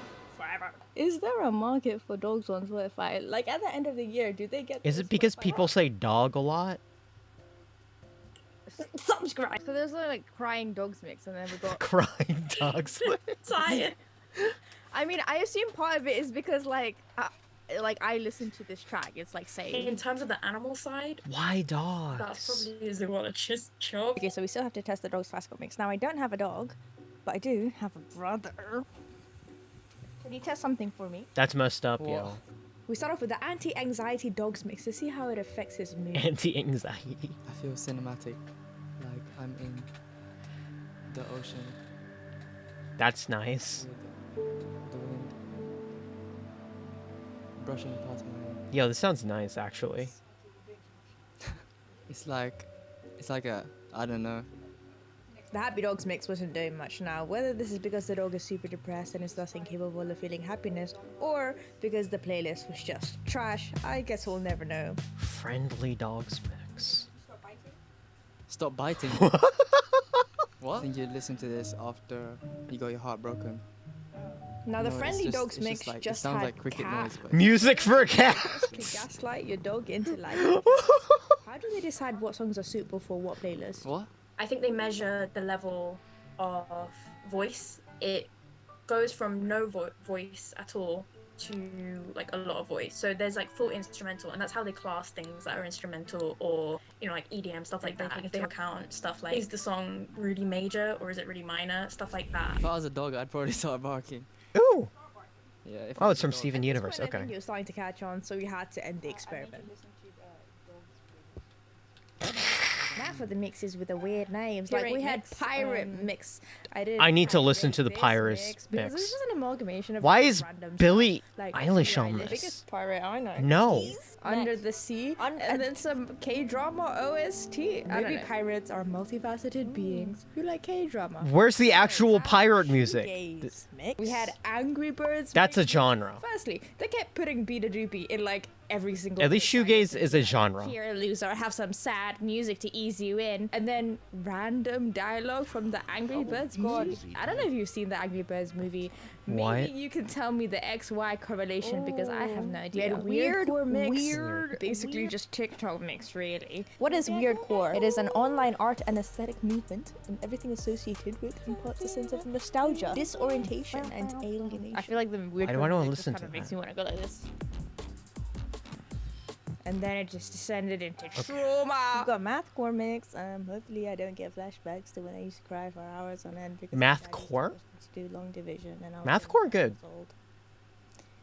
I'm still not good at any maths. Mathcore mix just ended up being heavy metal. Oh my Funeral god. Doom She mix kinda was scared. also a type of metal. Egg punk was, yeah, basically just a form of punk rock. Angry There's egg Tuna punk. mix was the only one where I couldn't find how that relates to I feel like music. If you yeah, know, let me no, know. This is very like.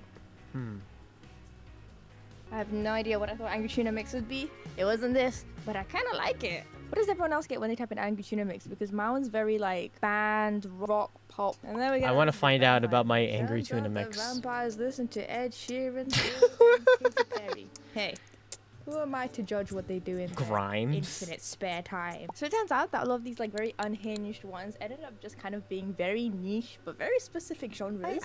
Ooh, hey, there's Witch There's a lot House. of music that I didn't think that I would Cyberpunk, like, Vampire, and a lot of music Nightcore, that really Double confirmed, Grunge, yeah, I do. Boss of Jazz. Got I Mathcore love mix, Boss of Jazz. mostly I don't get flashbacks.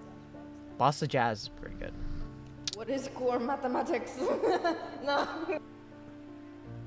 Do you know Witch House as a genre? To discover I remember Witch House as a genre. Genre grouping is so good now. Word of mouth. YouTube is a really good way. It's a little weird It's though. not to, Spotify, basically. yeah, not I wonder if we could listen to some before the end of the just stream. stop doing what you're doing. It would broaden your horizons if you were to use multiple platforms, going into the like related artists, stuff like that, and going from there. You have to go on your own little journey. It's kind of like I think every platform, right? Yeah. Even on It's also not accessible because like I remember the titles being impossible to it would type just be out. Jubilee, and then like I don't even know who I'm subscribed to anymore because it's just like they're just Yes, feeding and it's me. like the same video as well that you've already seen. Up to some point, it Yeah, just becomes the same I've thing. already Like, watched I know this that. like at least 3 years ago, and it's saying I haven't. But okay, fine. Let me just click on it again then.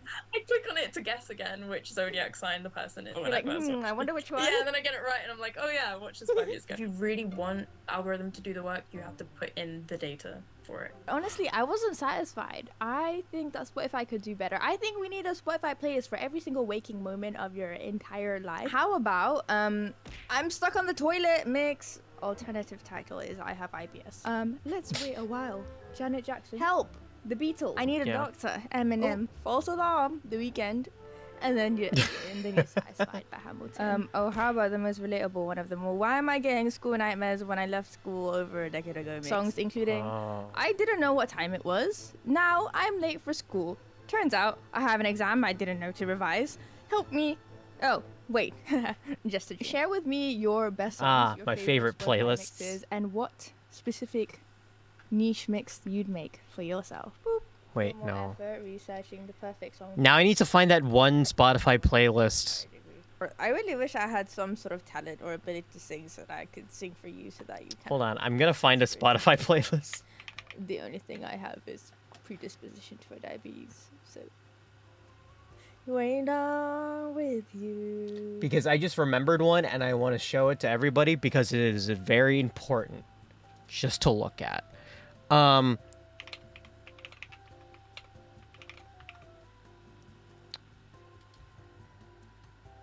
Found it immediately. It's this playlist. Oh, I've only just begun to pull the thread on this sweater, friends. You would think, in a game where there are only 2 possible correct choices, that one would stumble into the right answer every so often, wouldn't you?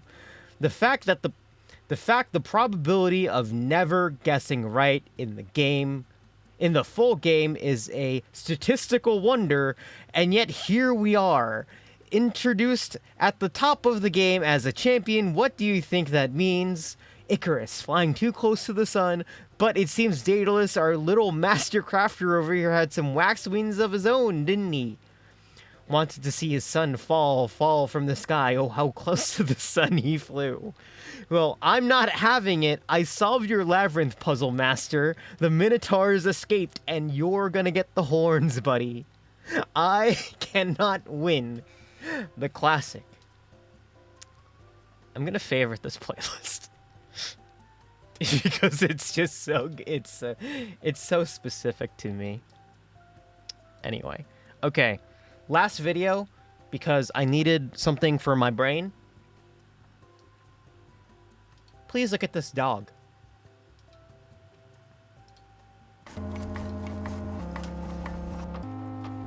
Stanford Doggo is a new quadruped robot. Look at the that dog. we built. We designed it It's to also be called inexpensive, Doggo. open source, but also have high performance. Each of the legs are 4-bar linkages that are driven by a belt pulley system. He can walk, he can trot, he can... Look at the dog. flips. High performance doggo. Look at him. Look at him, he's so happy. When we run Doggo, there's usually 2 people in control. One person is usually holding the e-stop. So the e-stop is a switch that when you press it, it'll turn the robot off. So this is kind of a safety measure. And the second person is on the computer. Dog. The person giving the robots different commands. It's transmitted Dog. over a wireless link to the robot. For instance, trot at this speed. Wireless jump at dog. this height. We carefully designed it so that it's super light and very power dense, so it can accomplish very dynamic tasks. It can tell when it's applying forces to the ground, and also it's able to then adjust itself very quickly to changing scenarios.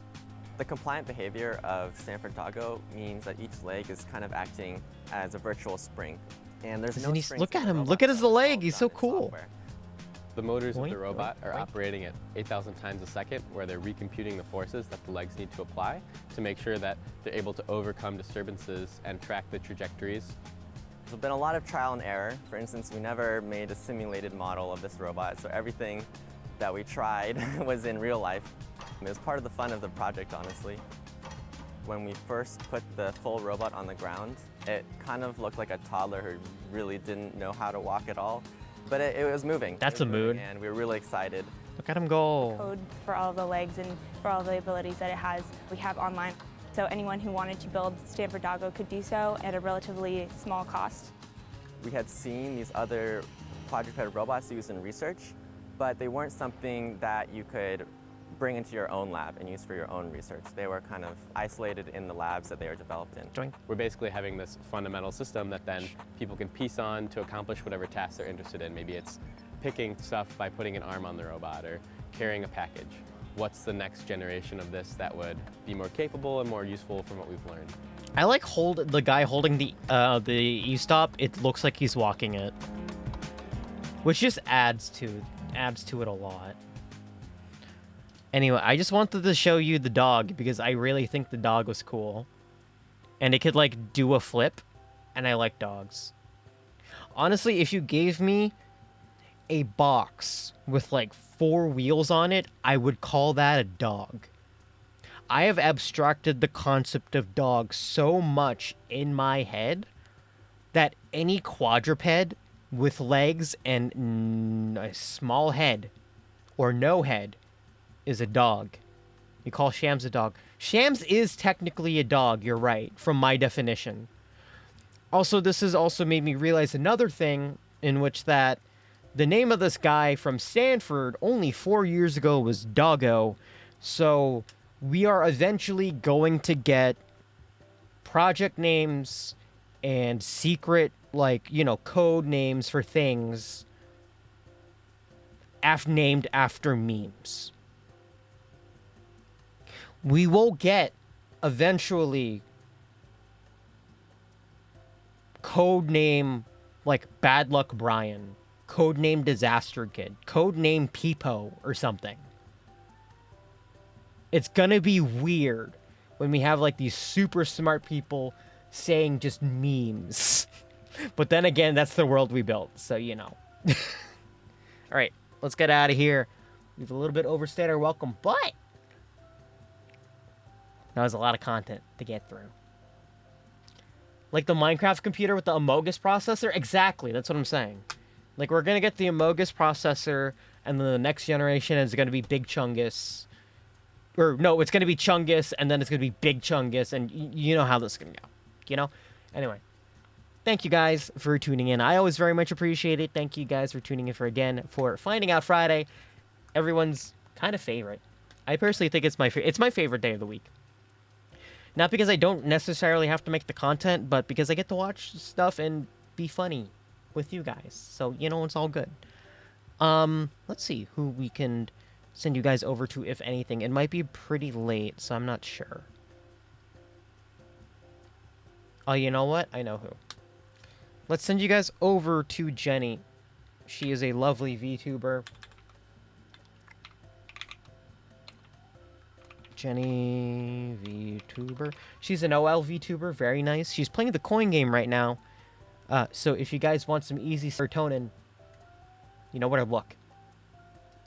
And of course, this is the end of the stream for this week. So make sure you guys save before you go and have a wonderful rest of your evening. Bye-bye.